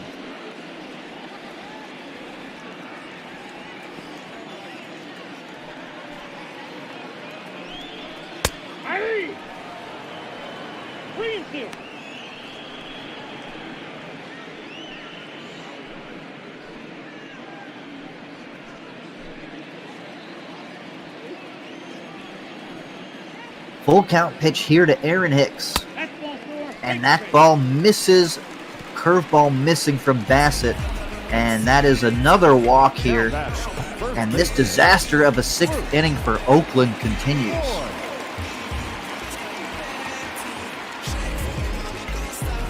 There's nobody still out. This is the 6th man the Yankees are sending to the plate already. Voit hits one hard right to Chapman. This is a double play ball if I ever saw one. 5-4-3 double play, so the walk is erased. And now there are 2 outs in the 6th.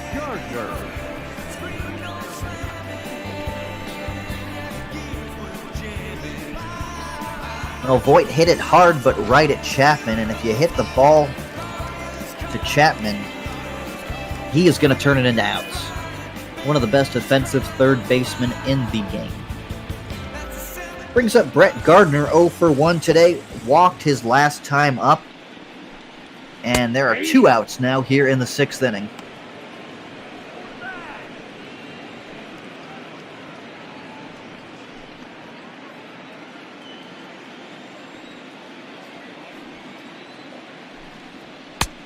One and 0-1 pitch pushes Gardner off the plate, and it's 1-1.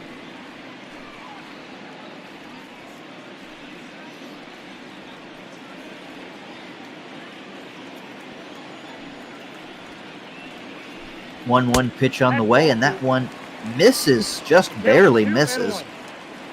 Bit of a tight strike zone we're seeing now from the home plate umpire. And that one I thought was not as close as the 2-1 pitch. But it's called a strike anyways, and it's 2-2 to Gardner.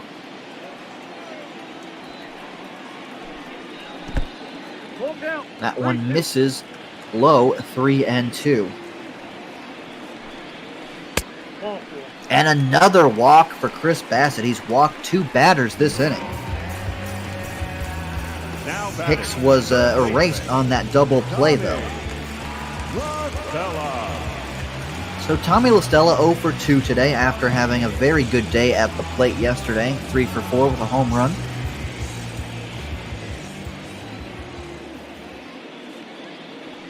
La Stella flew out his last time up. Swings and misses, fouls the first pitch away, and it's 0-1.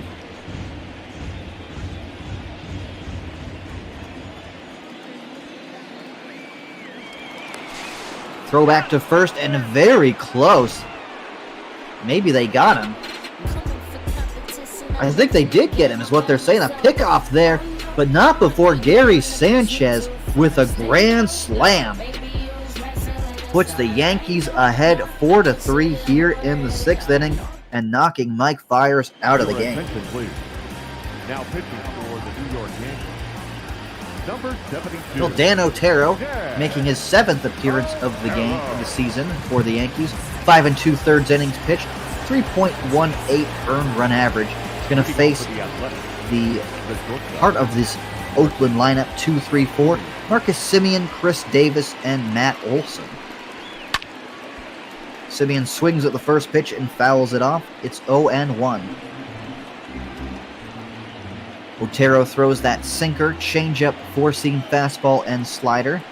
And A's fans are hoping that Otero will be O-terrible today indeed. EB in the Twitch chat pointing that out.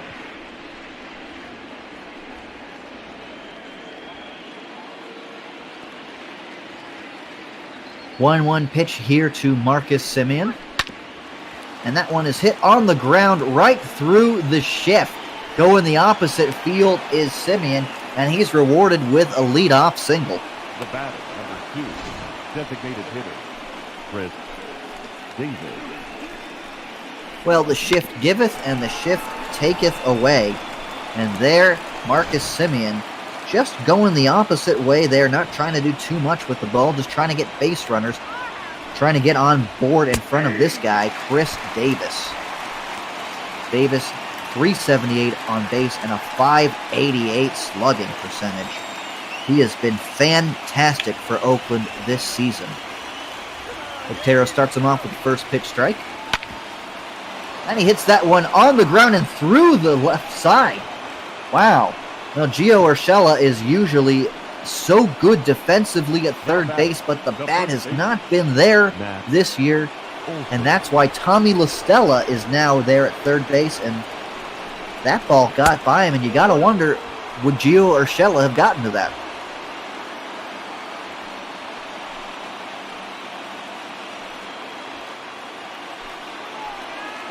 So now there are 2 on and nobody out here for the 4th place hitter, Matt Olson.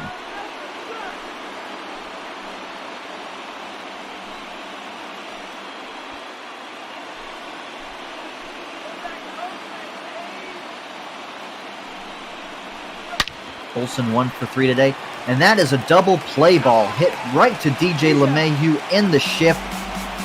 2 outs and 2 big outs there for the Yankees. Now Simeon advances to third, but there are 2 outs now, and the Yankees will gladly take that twin killing.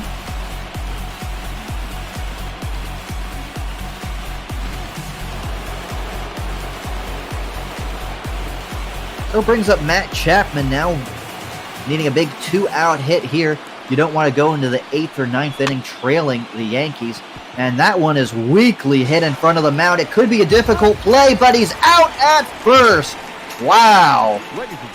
Close play at first. Had he been safe, that tying run was going to come across.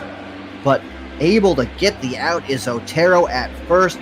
And we're going to the bottom of the 7th inning with the score, Yankees 4, Oakland 3. For the Yankees, the third baseman, Tommy LaStella. Now Chris Bassett still in this game. He's going to take care of the 7th inning and face 9-1-2 for the Yankees. It's Tommy LaStella, who was up last time when Brett Gardner was picked off at first.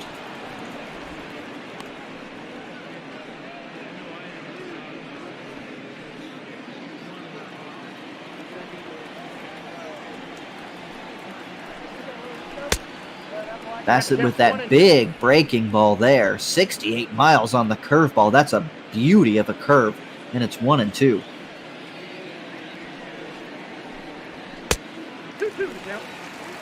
Fastball misses down and in, and it's 2-2 to LaStella.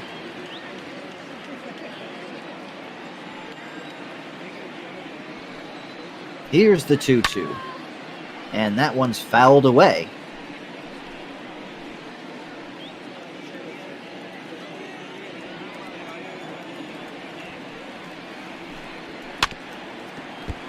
Another foul off from LaStella, and it's still 2-2. So Mike Fiers went 5 innings and was fantastic. Struck out 7 Yankees. It was the 6th inning where he was not fantastic. Gave up 4 hits. The last was a grand slam to Gary Sanchez. DJ LeMahieu. Well, LaStella grounds out to the third baseman, Matt Chapman, and there's one away here in the 7th.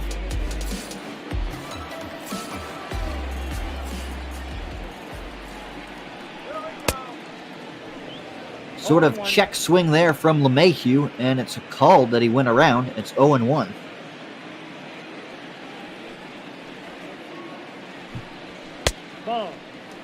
That ball misses inside.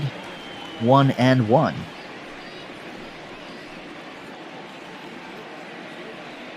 Well, after this game, we've got some more bot ball action for you. Atlanta and Miami and some NL East action. Mike Foltynewicz versus Pablo Lopez. And LeMahieu hits one down the line, and Matt Chapman showing off that glove, showing off that arm. What a nice play there by Matt Chapman. You cannot hit the ball down the line to third if you expect to get on base against Oakland. Boy, Matt Chapman's got to be the best defensive third baseman in the league. I can maybe see someone making a case for Nolan Arenado, but I love Matt Chapman's defense out there at third.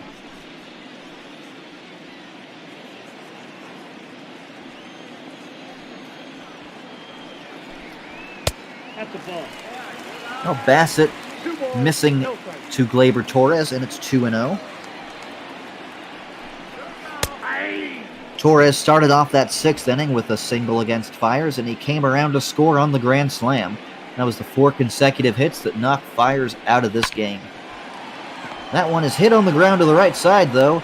VR fields it and fires onto first for the final out here in the 7th inning. So a 1-2-3 inning for the A's. We're going to the 8th inning. They trail by 1.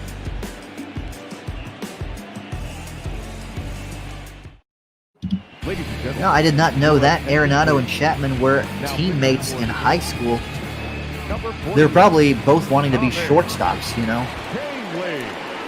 Shortstop usually the most athletic position in the field. No. Here we get Tommy Canely coming into this game, and he's going to face Mark Canha. And Mark Canha was the difference in this game earlier. He had a 2-run home run in the 6th inning that drove in Chapman. That put Oakland up 2-0. It was followed by a Laureano home run, what knocked Minor out of the game. Or excuse me, Happ out of the game. Count 1-0. Another sold-out crowd here in the Bronx, 45,525. And it's that 8-9 combination that Aaron Boone loves to turn to. Tommy Canely and Aroldis Chapman. So if Oakland wants to come back in this game, they definitely have their work cut out for them. Canely's been absolutely fantastic for Boone so far this year. Was in the closer's role when Aroldis Chapman was down with an injury. He's got 13 saves to his name this year. And actually a lower earned run average than Aroldis Chapman. And you see another former closer there warming up in Zach Britton. So if anyone should reach, and any of the potent left-handed bats in this Oakland lineup, I guess would be Zach Britton. That one is down the line, but just foul. Austin Allen and Matt Olson are the only lefties in this lineup, and Tony Kemp, the light-hitting second baseman, I don't expect to come into this game as a pinch-hitting opportunity. But a big strikeout there from Canely gets Mark Canha swinging for the first out here in the 8th. And that is exactly what Canely does. He gets a lot of strikeouts. Coming into today's game, Canely had struck out 55 batters and 38.2 innings pitched. First pitch swinging and sending it to shallow left field is Ramon Laureano. And Brett Gardner is there, and there are 2 quick outs here in the 8th. Now batting, right fielder, Chad Pinder.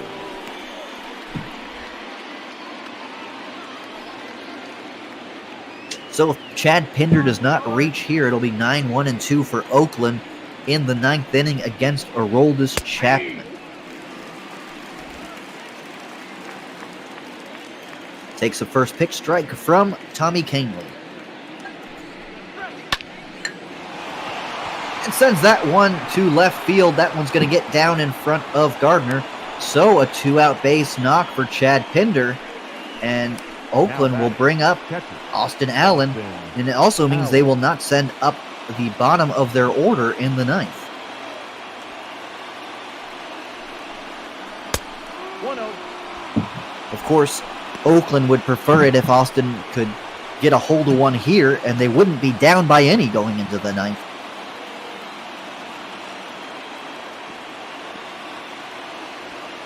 Allen does have 10 home runs on the season. Swings and fouls that one away, and it's 1-1.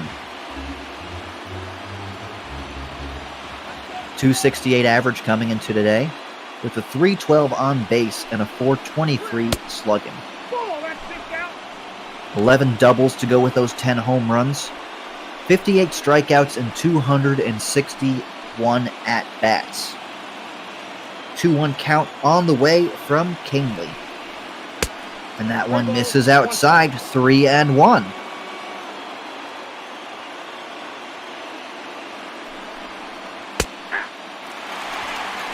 Three and 1 is in there for a strike, and the count is full. So with the count full and 2 outs, Chad Pinder will be off on the pitch. If Allen can get one into the gap, Pinder could possibly score.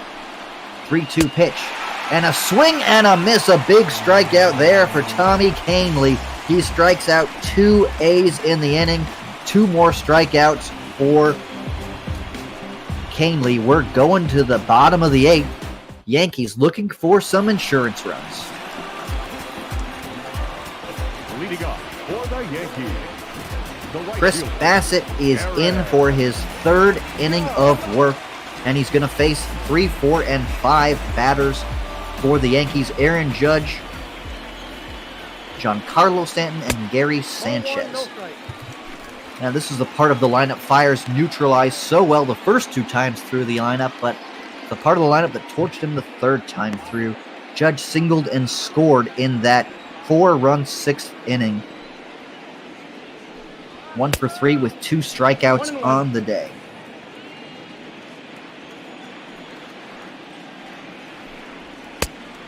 Count 2-1. That ball misses inside, and it's 2-1.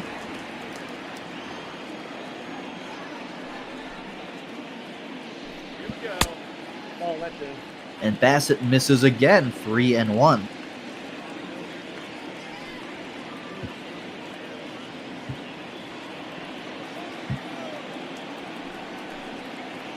Three-one pitch on its way to Judge. We got 3 And a big swing and a miss there, 3-2.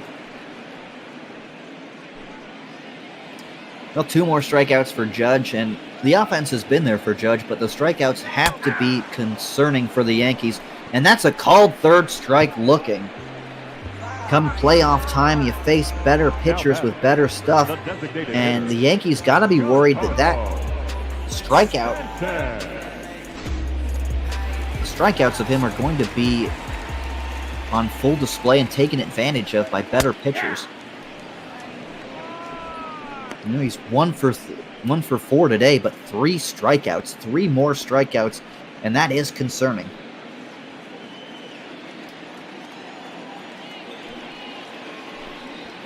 Ball 1. I got a ball, 1 strike.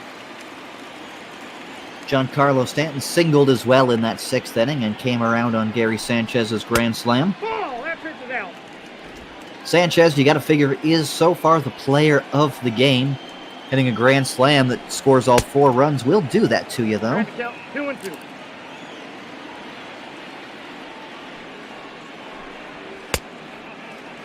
Oh, bad swing there by Giancarlo Stanton on a ball in the dirt.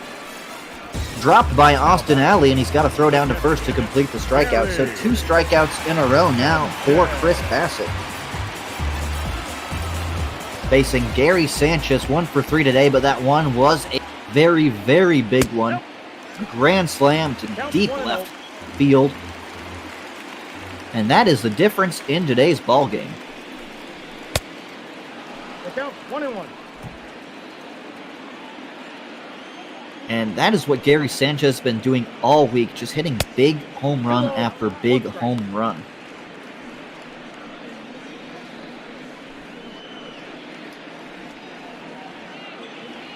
The Yankees would love another home run here. They would love some insurance runs going into that 9th inning. 2-1 pitch cutter from Bassett is in there for a strike, and it's 2-2.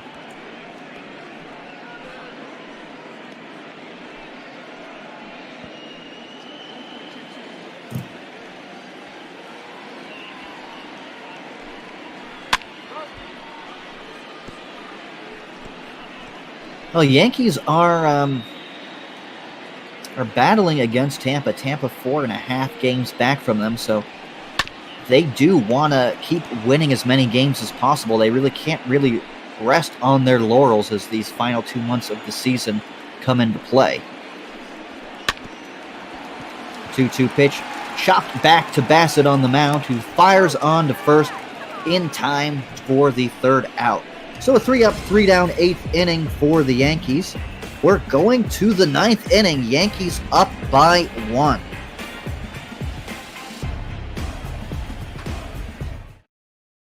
Your attention, please. And no surprise here, going to Aroldis Chapman in a save situation, but that's 4.01 earned run average.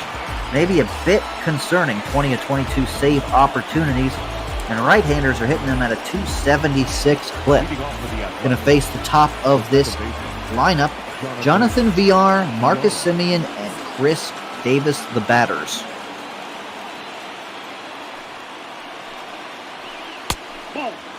First pitch from Aroldis Chapman is a slider which misses high.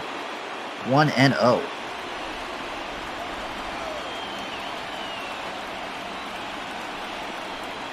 Oakland won the first game of the series.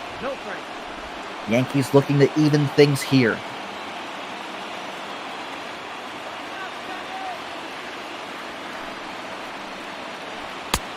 Three balls, no strike. Tomorrow's going to be a good battle of left-handed pitching. James Paxton versus Sean Manaea. So a very good game coming up tomorrow as Aroldis Chapman loses the leadoff man to a base on balls. now batting, the shortstop, Marquez.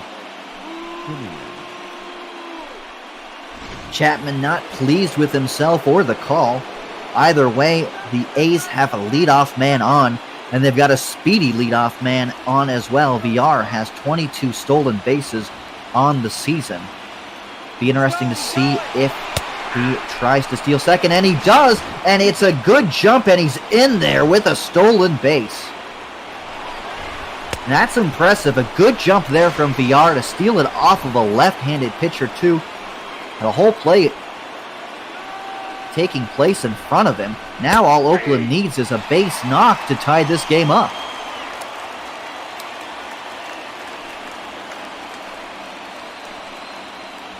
So that shows you what speed can do as far as an aspect of the team, and it's an aspect the Yankees do not have at all on this team. 28th in the league in stolen bases, but a big strikeout there from Marcus Semien. He's the first out here in the ninth. Chris Davis.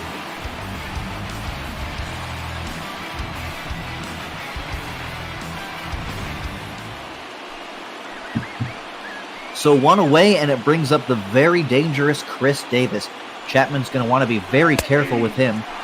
When you throw 100 miles an hour, all you really got to do is make contact with the ball, and that velocity will do the rest for you. Don't want to give up a 2-run home run here to Chris Davis. But he's got him down in an 0-2 hole.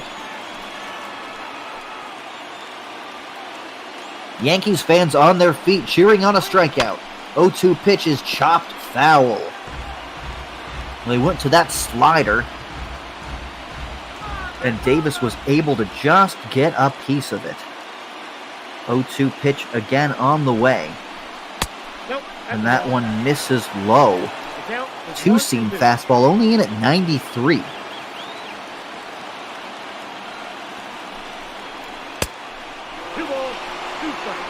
And that ball misses high. That's that four-seam fastball that comes in at 102. So there's that Chapman velocity. 2-2 pitch misses high, 3-2. Matt Olson, the lefty, is on deck.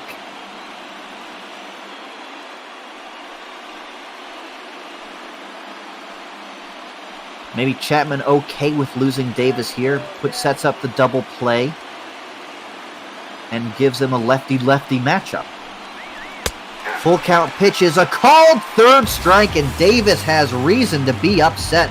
That one definitely looked inside to me. As you can see, it looks well inside. Here it is, the overhead look. That is a ball.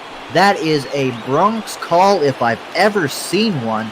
And it goes the Yankees' way. There are now 2 outs with a runner on scoring position.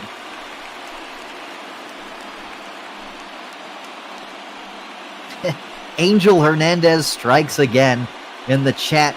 EB mentioning that. Yeah, that was not a good strike call there at all. And I know that Rusty Valentine would have not blown that call. It all comes down to Matt Olson, lefty on lefty matchup.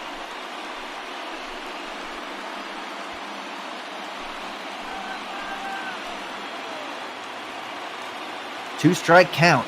Yankee fans on their feet. Here it is. And a swing and a miss, and down goes Olsen. Yankees are able to hold on to this one. There was a bit of a nail-biter here in the 9th inning as Oakland got the leadoff man on, and he stole second base and was in scoring position. But Chapman gets the next 3 guys all via the strikeout, and the Yankees win this game by a final score of 4-3. Well, you gotta imagine Gary Sanchez is the player of the game. He hit that grand slam. That was the difference in this game. With the loss, Oakland falls to 69-47, and the Yankees improved to 71-45 and snapped that 2-game losing streak of theirs. And like I said, Gary Sanchez is indeed your player of the game. Mike Fiers gets the loss, and he had 8 strikeouts over 5 innings. As things fell apart in that 6th inning, he was unable to get a single out. Really came back to haunt him. And, it looked like we got no offense until that 6th inning. All 7 runs of this game coming in the 6th inning, and all of them coming on home runs. So if you like home runs, and if you like good pitching, you got to see it all in today's game. It was a very interesting game, a very tightly fought game. And we ended a bit early here at 3:35 for the time of game. Next game coming up is the Braves and the Marlins. That one will kick off at 3:45. Pablo Lopez going up against Mike Foltynewicz. Foltynewicz was released by the Braves, but he made it through waivers, surprisingly, because if that had happened, I don't know, maybe 3 days later, you can guarantee he would have been claimed by those Miami Marlins. Marlins are claiming everyone right now. So yeah, that is our ball game. 4-3, the final score of this one. And maybe we'll see some highlights from this one, maybe not. We are right now joined in the booth by our next broadcaster, A Gotti24. How's it going, A Gotti? It's going good. How about you? Oh, going pretty well. It was a pretty exciting game. It just called. Looked like it was going to be an Oakland win, but things fell apart there in that 6th inning for Mike Fiers, giving up a grand slam to Gary Sanchez, who was the player of the game. Yeah, that was a huge hit by Sanchez, and I did not think that one was going to carry all the way out, but it just kept going and going and going. Yeah, I almost said, well, this is deep enough to get one in as it happened, but it just kept on going.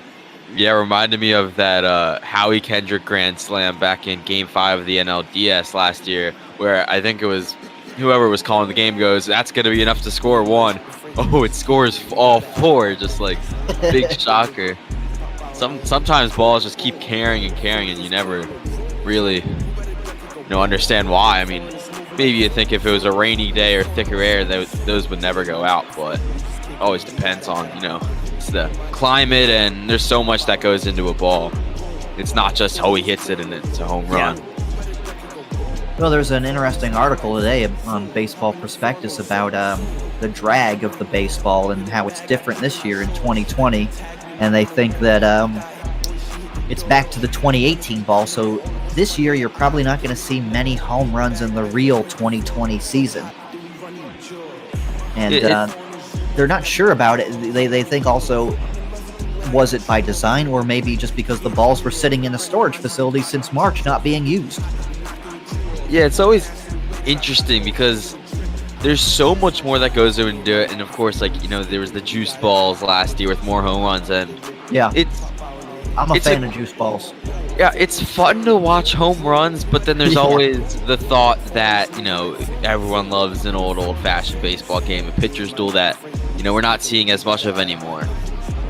There's still a lot of balls going out of the park this year. Aaron Judge definitely not having a problem. Oh yeah, well, when you're Aaron Judge or Giancarlo Stanton and you've got that much strength, it's not going to be a problem. It's just for guys like, maybe Brett Gardner, who may see a big decrease in their power numbers.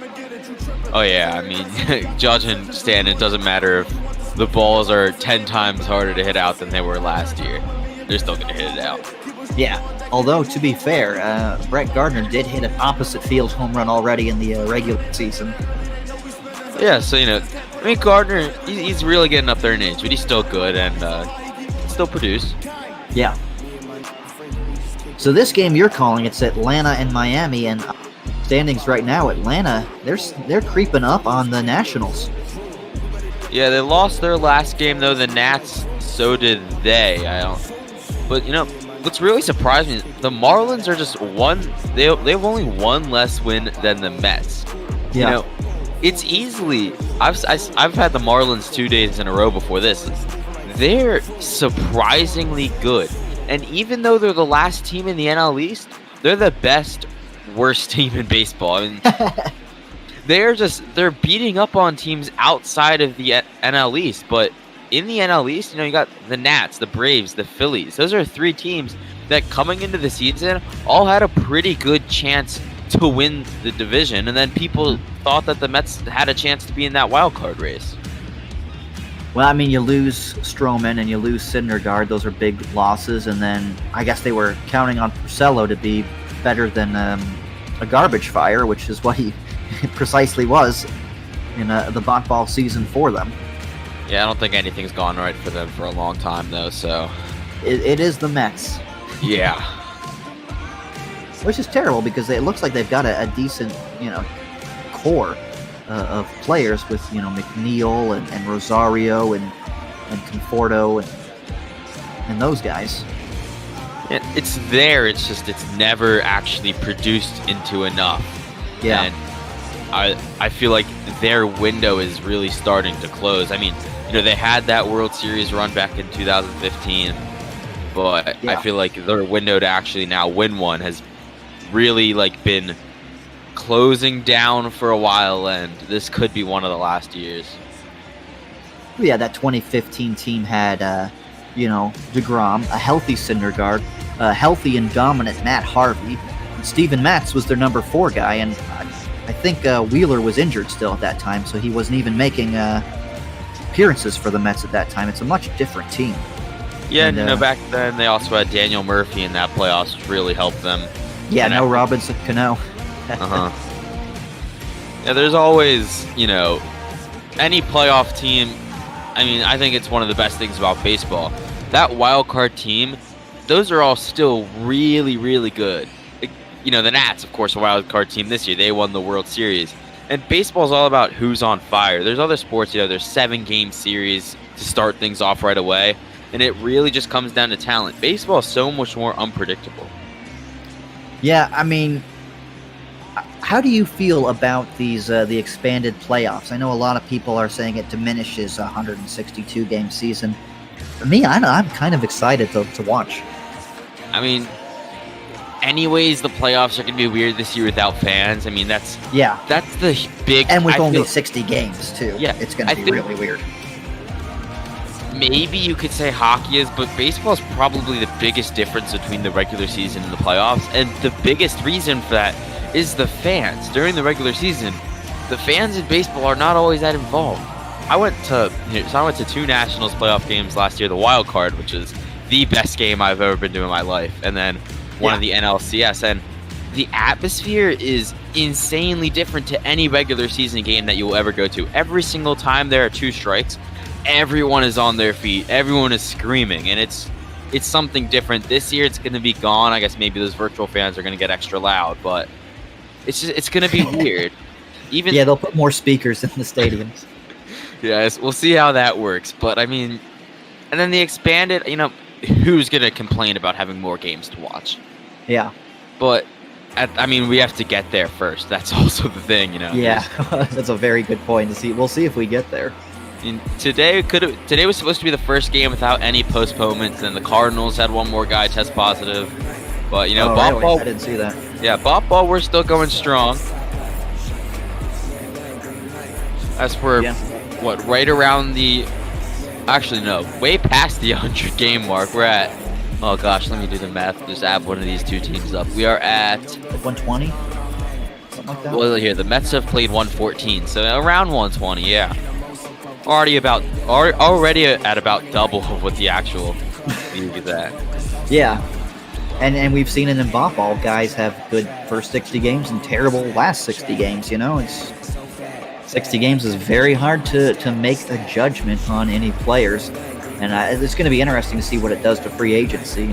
And I'm Yankee focused. I'm thinking about James Paxton, who has not looked good at all in the early going, and he is a free agent. What is that going to do for him? I mean, yeah, and then when you go back to the Nationals last year, those first 60 games, they were one of, if not the worst team in baseball. And then they came back and won the World Series. Yeah, they were the best team in baseball by the end. Yeah, they had the best record in those last games, but those first 60, they were completely abysmal. Like, they had, there was everyone saying fire Davey Martinez. There was oppos in the Washington Post every day saying Davey Martinez needs to leave, and now he's a saint here. Everyone loves Davey. Everything can really change. 60 games isn't a lot, but every game matters so much now. It does, yeah. I joke when the opening day came on, I said, wow, this game's got big playoff implications, because it did. I mean, yeah, it's when there's less than double the amount of games, every game matters that much more. I mean, we could. It's a little weird because they haven't played as many games, but look at the Marlins. They're like 5-1. Yeah, 5-1. That may punch their ticket to the playoffs. Yeah, and then like I said this the other day on here. If you go on a 5-game winning streak, that's a 12th of your season right there. If a team catches fire, just like a random team, like say the Orioles are able to like catch fire, they have a stretch against say the Marlins and they're able to win, and then they somehow, like, I don't know, beat the Nationals a couple times. That could be a 12th of their season that they just won in a row. Like, well, we'll even go further. Like, let's say the Orioles are really hot and they, are playing out of their minds, and they win 6 in a row, but those happen to be all against the Yankees. That's the weird schedule that we have right now. Now they got a 6-game lead over the Yankees. Exactly. Yeah. And then some teams now, they have, I think the Marlins have like 16 games in 12 days. Oh my gosh. It's something, they have more games than days, so it's going to be interesting to see. We've already seen a decent amount of pitchers go down with injuries, so we'll see what happens there. I'm surprised managers didn't adapt to that. Like, I'm surprised to see starting pitchers going 5 and 6 innings. I really thought I was just going to see guys going 3 innings, and it was going to be like spring training games the first couple of weeks, but instead, everyone got hurt instead. Yeah, Scherzer got hurt the other day for the Nats. Ohtani's been out. Well, he can still DH, which is a great thing about him. He had a home run the other day. Strasburg will finally be back for the Nats on Sunday. And then, as around the league, there's been a couple other guys that have been hurt. Luckily, position players hasn't been that much of a problem, but I don't think that we really thought that it would be a problem, because it's not like they're throwing 90 pitches every single day. Well, they're getting those soft muscle injuries, those oblique and calf injuries. I think I was watching a Mets game, and like 3 of the 4 infielders all left the game with soft tissue injuries. Yeah, it's interesting to see, and then also there's more errors than normal. It's just it's just different, but it's different doesn't always mean bad. I think you embrace the change, embrace the difference. And if they can really embrace it, and really those last couple games are going to matter so much, it'll be really fun to watch. Well, I'm a baseball fan, so I'm going to be watching. Yeah, not complaining about having baseball all day long. Yeah. And also, over in ball, I think it's interesting to see how it'll end up correlating to real baseball. Have you been watching real baseball and keeping your ball biases in your head? Like, oh, this guy again. And it's like, oh, that's not a real bias I should be having.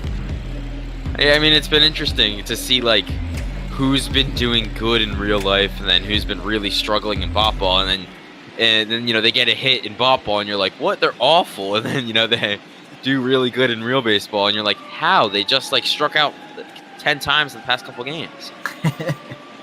Yeah, I know exactly what you mean. We'll see why am I drawing a blank on his Yordan Alvarez? We'll see if he's the greatest baseball player on earth this season.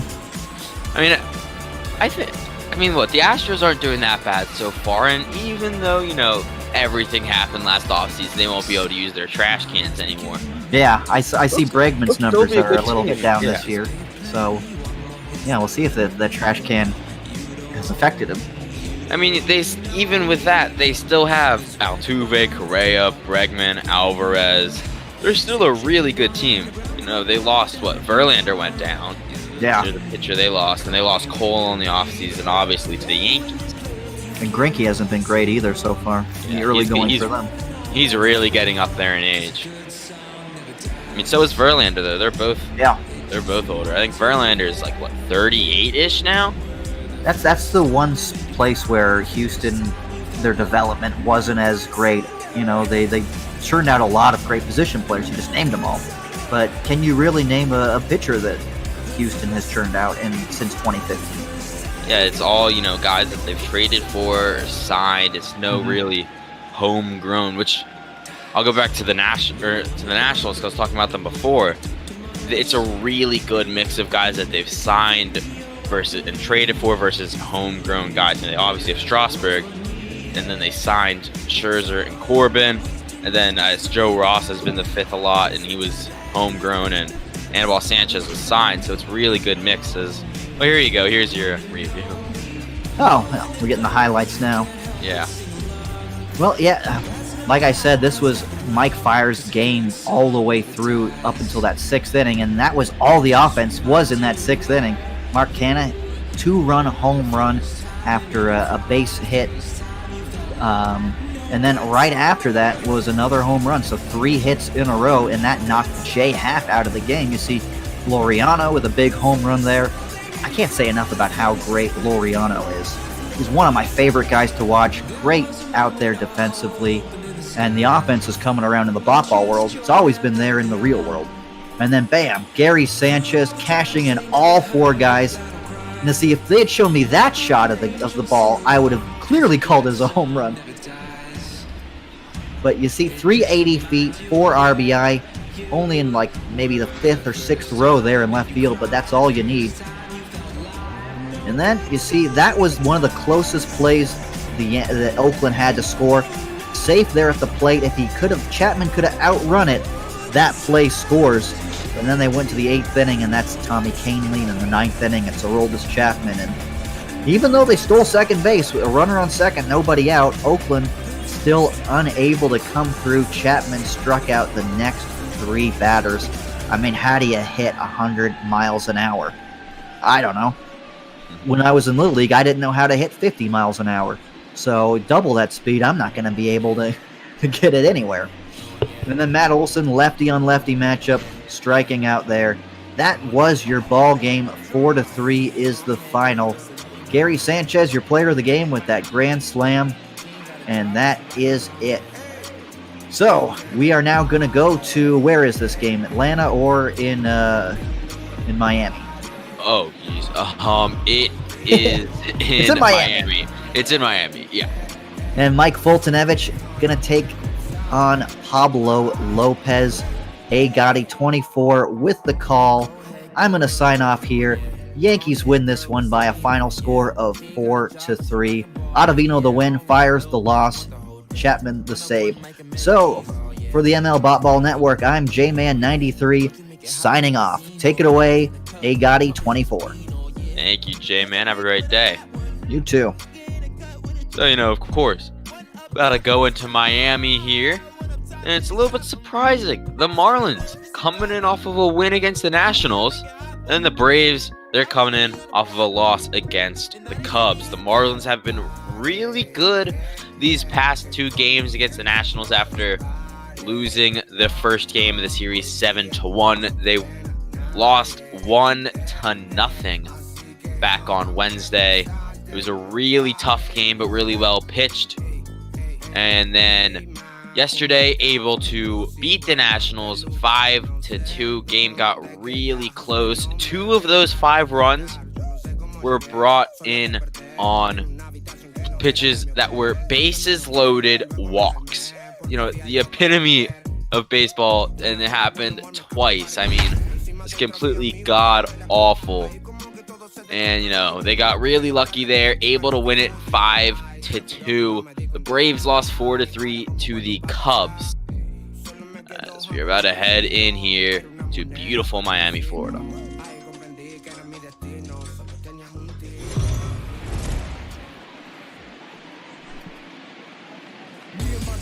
And welcome everybody to beautiful Marlins Park, one of the most beautiful stadiums here in the MLB. This NL East matchup between the Miami Marlins and the Atlanta Braves. The Braves looking to inch up on the Nationals for that NL East lead. They are just 1.5 games back, but to do that, they'll have to beat Pablo Lopez and Miami Marlins. Lopez with a 4.08 ERA this season, 7-10, and a whip of 135. He's got over 100 strikeouts with less than 40 walks, something that you always want to see from your pitcher. And leading off for the Atlanta Braves, Ronald Acuna Jr., one of the best, if not the best, young players in baseball. Acuna on the first pitch hits one into left field. Going back is Dickerson, and it is gone. On the first pitch of the game, Acuna drives one into left field. Oh, wow. Tied for 7th in home runs before that. Now he's going to be up his 30th on the season. Ronald Acuna Jr. starts off the game with a bang. Wow. Look at this replay. Just completely pulled into left, just over that wall, into the bullpen. 106-mile-an-hour exit velocity, and that brings up Ozzie Albies, the Silver Slugger winner at second base last season. The 23-year-old out of Kershaw made his MLB debut August 2017, hitting .270 so far this season. Pops one up there behind the plate. Able to make the catch is Alfaro, and Lopez able to get his first out of the game. Batting third, the first baseman, number 5, Freddie. And after that, that is going to bring up Freddie Freeman. Wow, look at that split compared to right-handed versus left-handed pitchers. Hitting .352 against righties. That is just insane from the 30-year-old left-hander. As the first pitch bounced in there on a curveball for a ball. Freddie Freeman 2 for 3 his last game against the Cubs.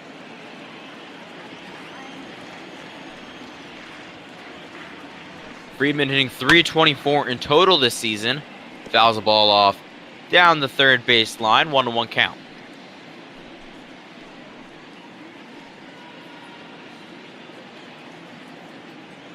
Freeman, a 4-time All-Star, was named MLB All-Second Team last year, and the Silver Slugger at first base as Lopez throws another ball, a 96-mile-an-hour fastball on that one.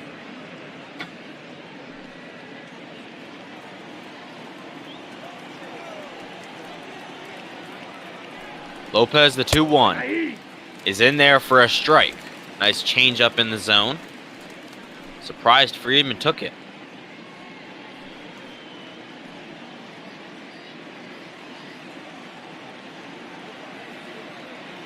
Lopez, the 2-2 to Freeman. Swung on, hit into center field. Mateo's not going to have a problem with it. And the Marlins have got the second out. Batting fourth, the left Lopez looking to be able to settle in here. Gotten 2 outs on 7 pitches after giving up that first home run to Ronald Acuna Jr. And that's going to bring up Marcell Ozuna, another guy with an insane split, hitting almost 100 points higher against righties compared to lefties. He's got 20 home runs on the season, 58 RBIs, that total batting average at .272. First pitch in there for a strike. He's scored 6 runs in his last 5 games. His cousin Pablo Ozuna also played in the MLB. And he hits that one hard into left center field. Going back is Mateo, and that one is gone. Ozuna with a bomb, and that's 2 in the first inning for the Braves. Oh, wow, that one just kept on going. A bomb into left center field, right where that beautiful Marlins sculpture used to be, unfortunately taken out, so we don't see the fish moving around. But another home run there for the Braves to start this game off. Look at this replay. 106 exit velocity once again. 413 feet on that one. That's going to bring up Jurickson Profar, an all-star this year. He has had an amazing season, a 27-year-old, also from Kershaw. He was traded to the Braves on July 25th from the Padres for Patrick Weigel and Justin Dean. He's at 289 this year, the left-hander. Hits one down the left field line, just foul into the seats. His last 8 games, he's been 11 for 27. Really productive recently. 1 ball, 2 strikes. As Lopez throws a ball outside. Freddie Ferguson, your home plate umpire. Joe McDonald at first. Carl Dickerson at second. And Eric Summergill at third. The 1-2 from Lopez. Inside taken for the second ball. Now 2-2 count.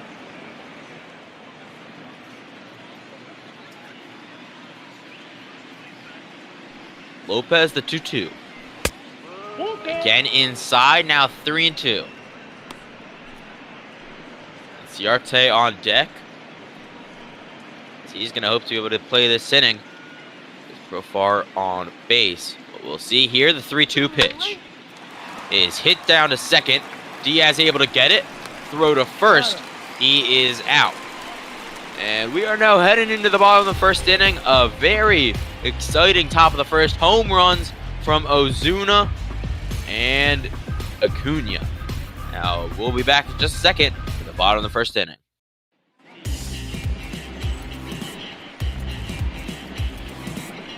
And now, starting for the Marlins today, Mike Foltynewicz. He's got an ERA of 3.98 this year, a whip just under 1.5. That's a lot higher than he'd like it to be. Record of 5-8. Allowed more hits than he has strikeouts. As that brings up Jorge Mateo, hitting under 200 from the leadoff spot. Something that he really wants to improve. As he hits one there up the middle for a single. And the Marlins got a guy on base to start the game. Maybe this can be a big fireworks show today here in Miami. We'll see if the Marlins can do anything with this leadoff single. That's going to bring up Ryan Anderson. Had a big home run yesterday. Put the Marlins on top. Anderson hitting 255 this year. 9 home runs, 43 RBIs. Got an OPS of 114. Foltynewicz's first pitch is high for a ball. The Braves currently in that wild card position in the NL, tied with the Reds. And they've got a lot of cushion. The Diamondbacks in that third spot, about 4 games back from the Braves and Reds. Braves 2 games back from the Nats. Sorry, 1.5 games back from the Nats in the NL East. 2-0 count here for Foltynewicz.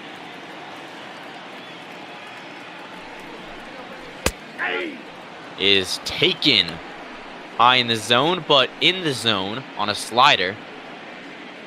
Count moves to 2-1. Mateo at first still. Let's look to see if he steals. He's got the speed if he wants to. But Flowers has got a nice arm behind the plate. That's a ball. The 2-1 high. 1 strike. Taken now 3-1. Dickerson on deck for the Marlins.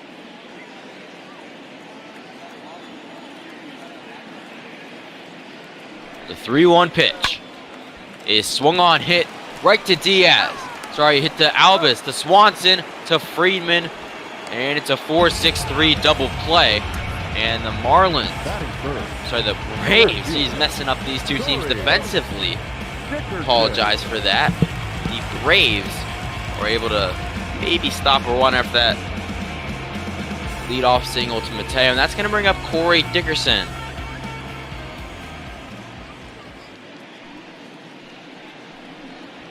Nope, that's a ball. First pitch taken low for a ball.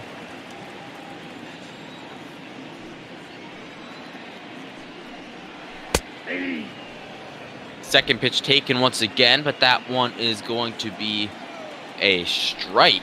1-1 count now. Dickerson, the 31-year-old out of Mississippi, takes another one there outside for a ball. Made his MLB debut June 22nd, 2013 for the Rockies. As he takes another one outside, also for a ball. Count now 3-1.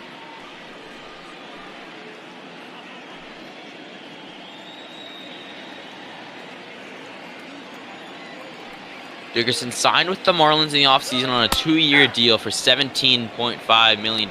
Takes a strike there. Unhappy with the goal. He thought that one was inside. And that's going to bring the count now to 3-2 here with 2 outs.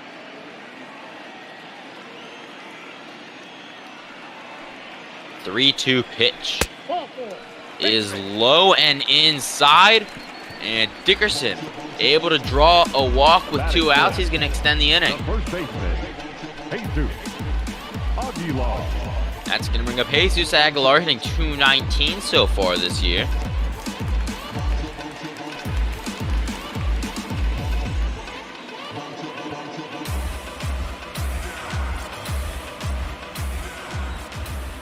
Aguilar, the 30-year-old from Venezuela, an all-star back in 2018. 1-0. Check swings, did not go. Count goes to 1-0. Was claimed off the waivers by the Marlins this offseason. Last year was played for the Rays and was traded to them from the Brewers. Hits one there to short. Over to first Swanson. And the Braves able to get out of the inning without allowing any runs. Now heading into the top of the second inning, it's Inciarte, Flowers, Swanson for the Braves. We'll be back in just a second.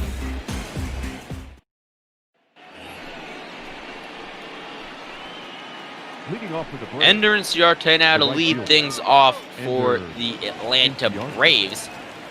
Hitting a nice .286 this season. Slugging percentage over .400. Here's the pitch from Lopez. A breaking ball in the zone. 0-1 count. Inciarte, a Gold Glove winner back in 2018. 1-1. Takes another one. That one low, though. And going to be called a ball.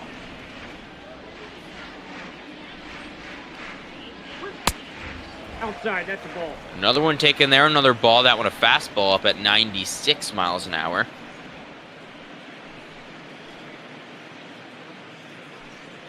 Inciarte's brother played in the Diamondbacks organization, but decided to retire and head back home to Venezuela after his dad passed away to run the business as Inciarte into right field. And that baby is murdered. Oh, wow, a big bomb from Inciarte. The 3rd solo home run of the game already for the Braves, and they are up 3-0 here in the top of the second inning. Oh, wow, that one was just pulled completely. As let's look at this replay.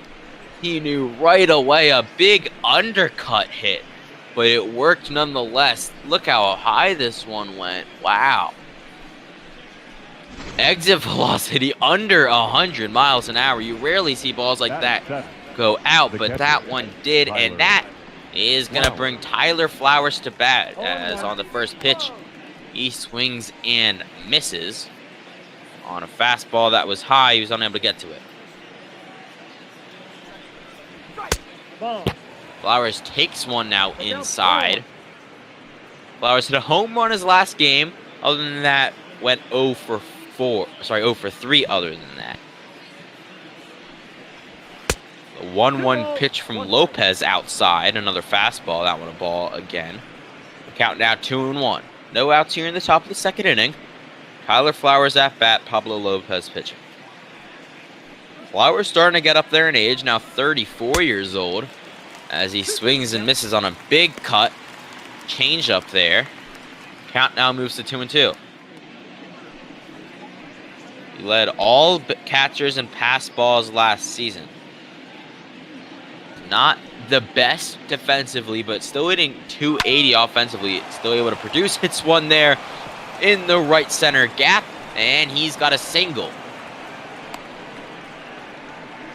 Just over the outstretched arm there of Isan Diaz.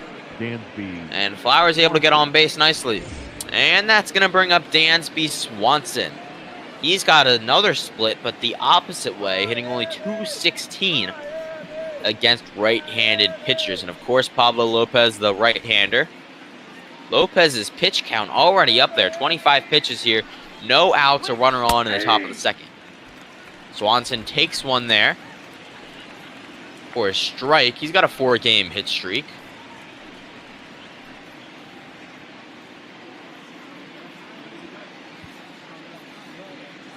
He's going. Lopez, this pitch to Swanson. Swung on and missed. What is he doing? Tyler Flowers.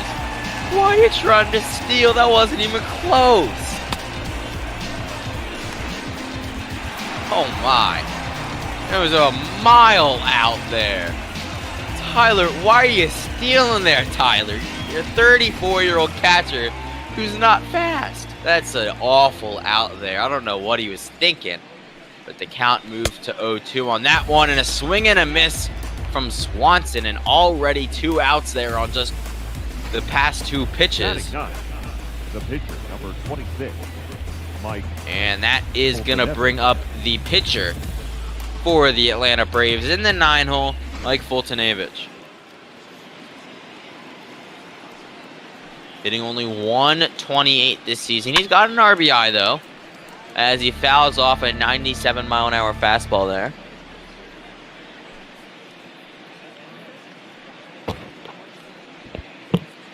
Lopez really struggling so far. He's allowed 3 solo home runs.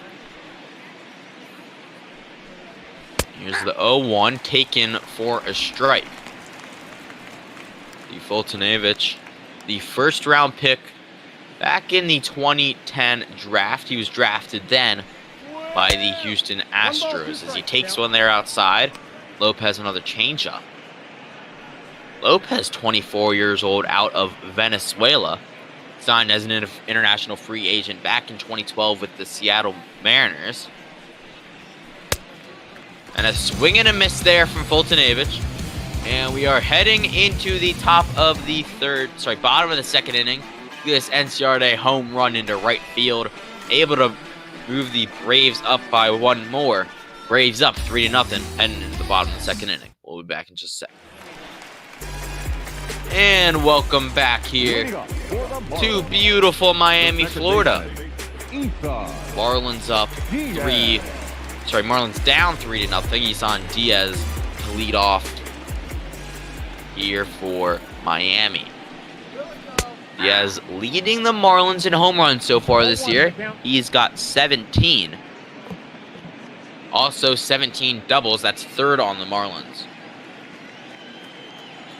Foltynewicz 14 pitches last inning. Was able to get quick work of those Marlins. Got a double play and a ground out. That one taken inside for a ball. 1-1 count. Is taken in the zone just outside, though. For a strike now, 1-2. Here's Foltynewicz. The 1-2 taken for a ball. It was a slider. Got some nice break on it. 2-2 pitch, swung on, hit to second. That's Albies over to first. And he gets the first out of the inning. Batting fifth, the catcher, Jorge Albies the gold, sorry, not the gold glover, the 2018 All-Star, had the best fielding percentage of all second basemen last season. And was able to get a nice routine play there. Jorge Alfaro hits one into left field, but that is gonna go foul.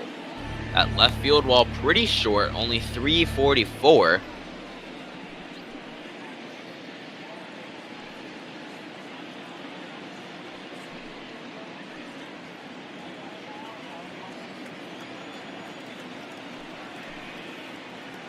Alfaro, 27 years old, out of Colombia. He's got a younger brother who is in the White Sox organization. He was clocked with the fastest sprint speed out of all MLB catchers last season, as he swung on and missed there. Now 1-2. 1-2 pitch is in there for a strike, and a strikeout looking for Alfaro. He is not happy at all, as that brings up Sheldon Noisy. He's in 348 at home. 3 home runs, 9 RBIs at home, in total for 4 home runs and 12 RBIs. Hitting 300 in total so far this season. Here's the pitch from Foltynewicz. At the ball. Take an eye in the zone Count 1-0. for a ball. Last game, Noisy was 0 for 2 with a strikeout.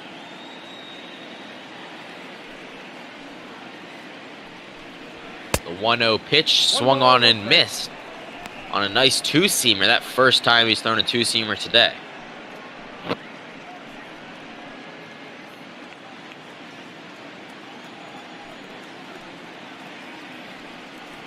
The 1-1. Swung on, hit into left field. Just foul, though. That one almost gone. But Noisy unable to get it, unable to swing early enough to get it out. If I think he swung a quarter of a second earlier, would have been gone, as he pops one up behind the plate, settles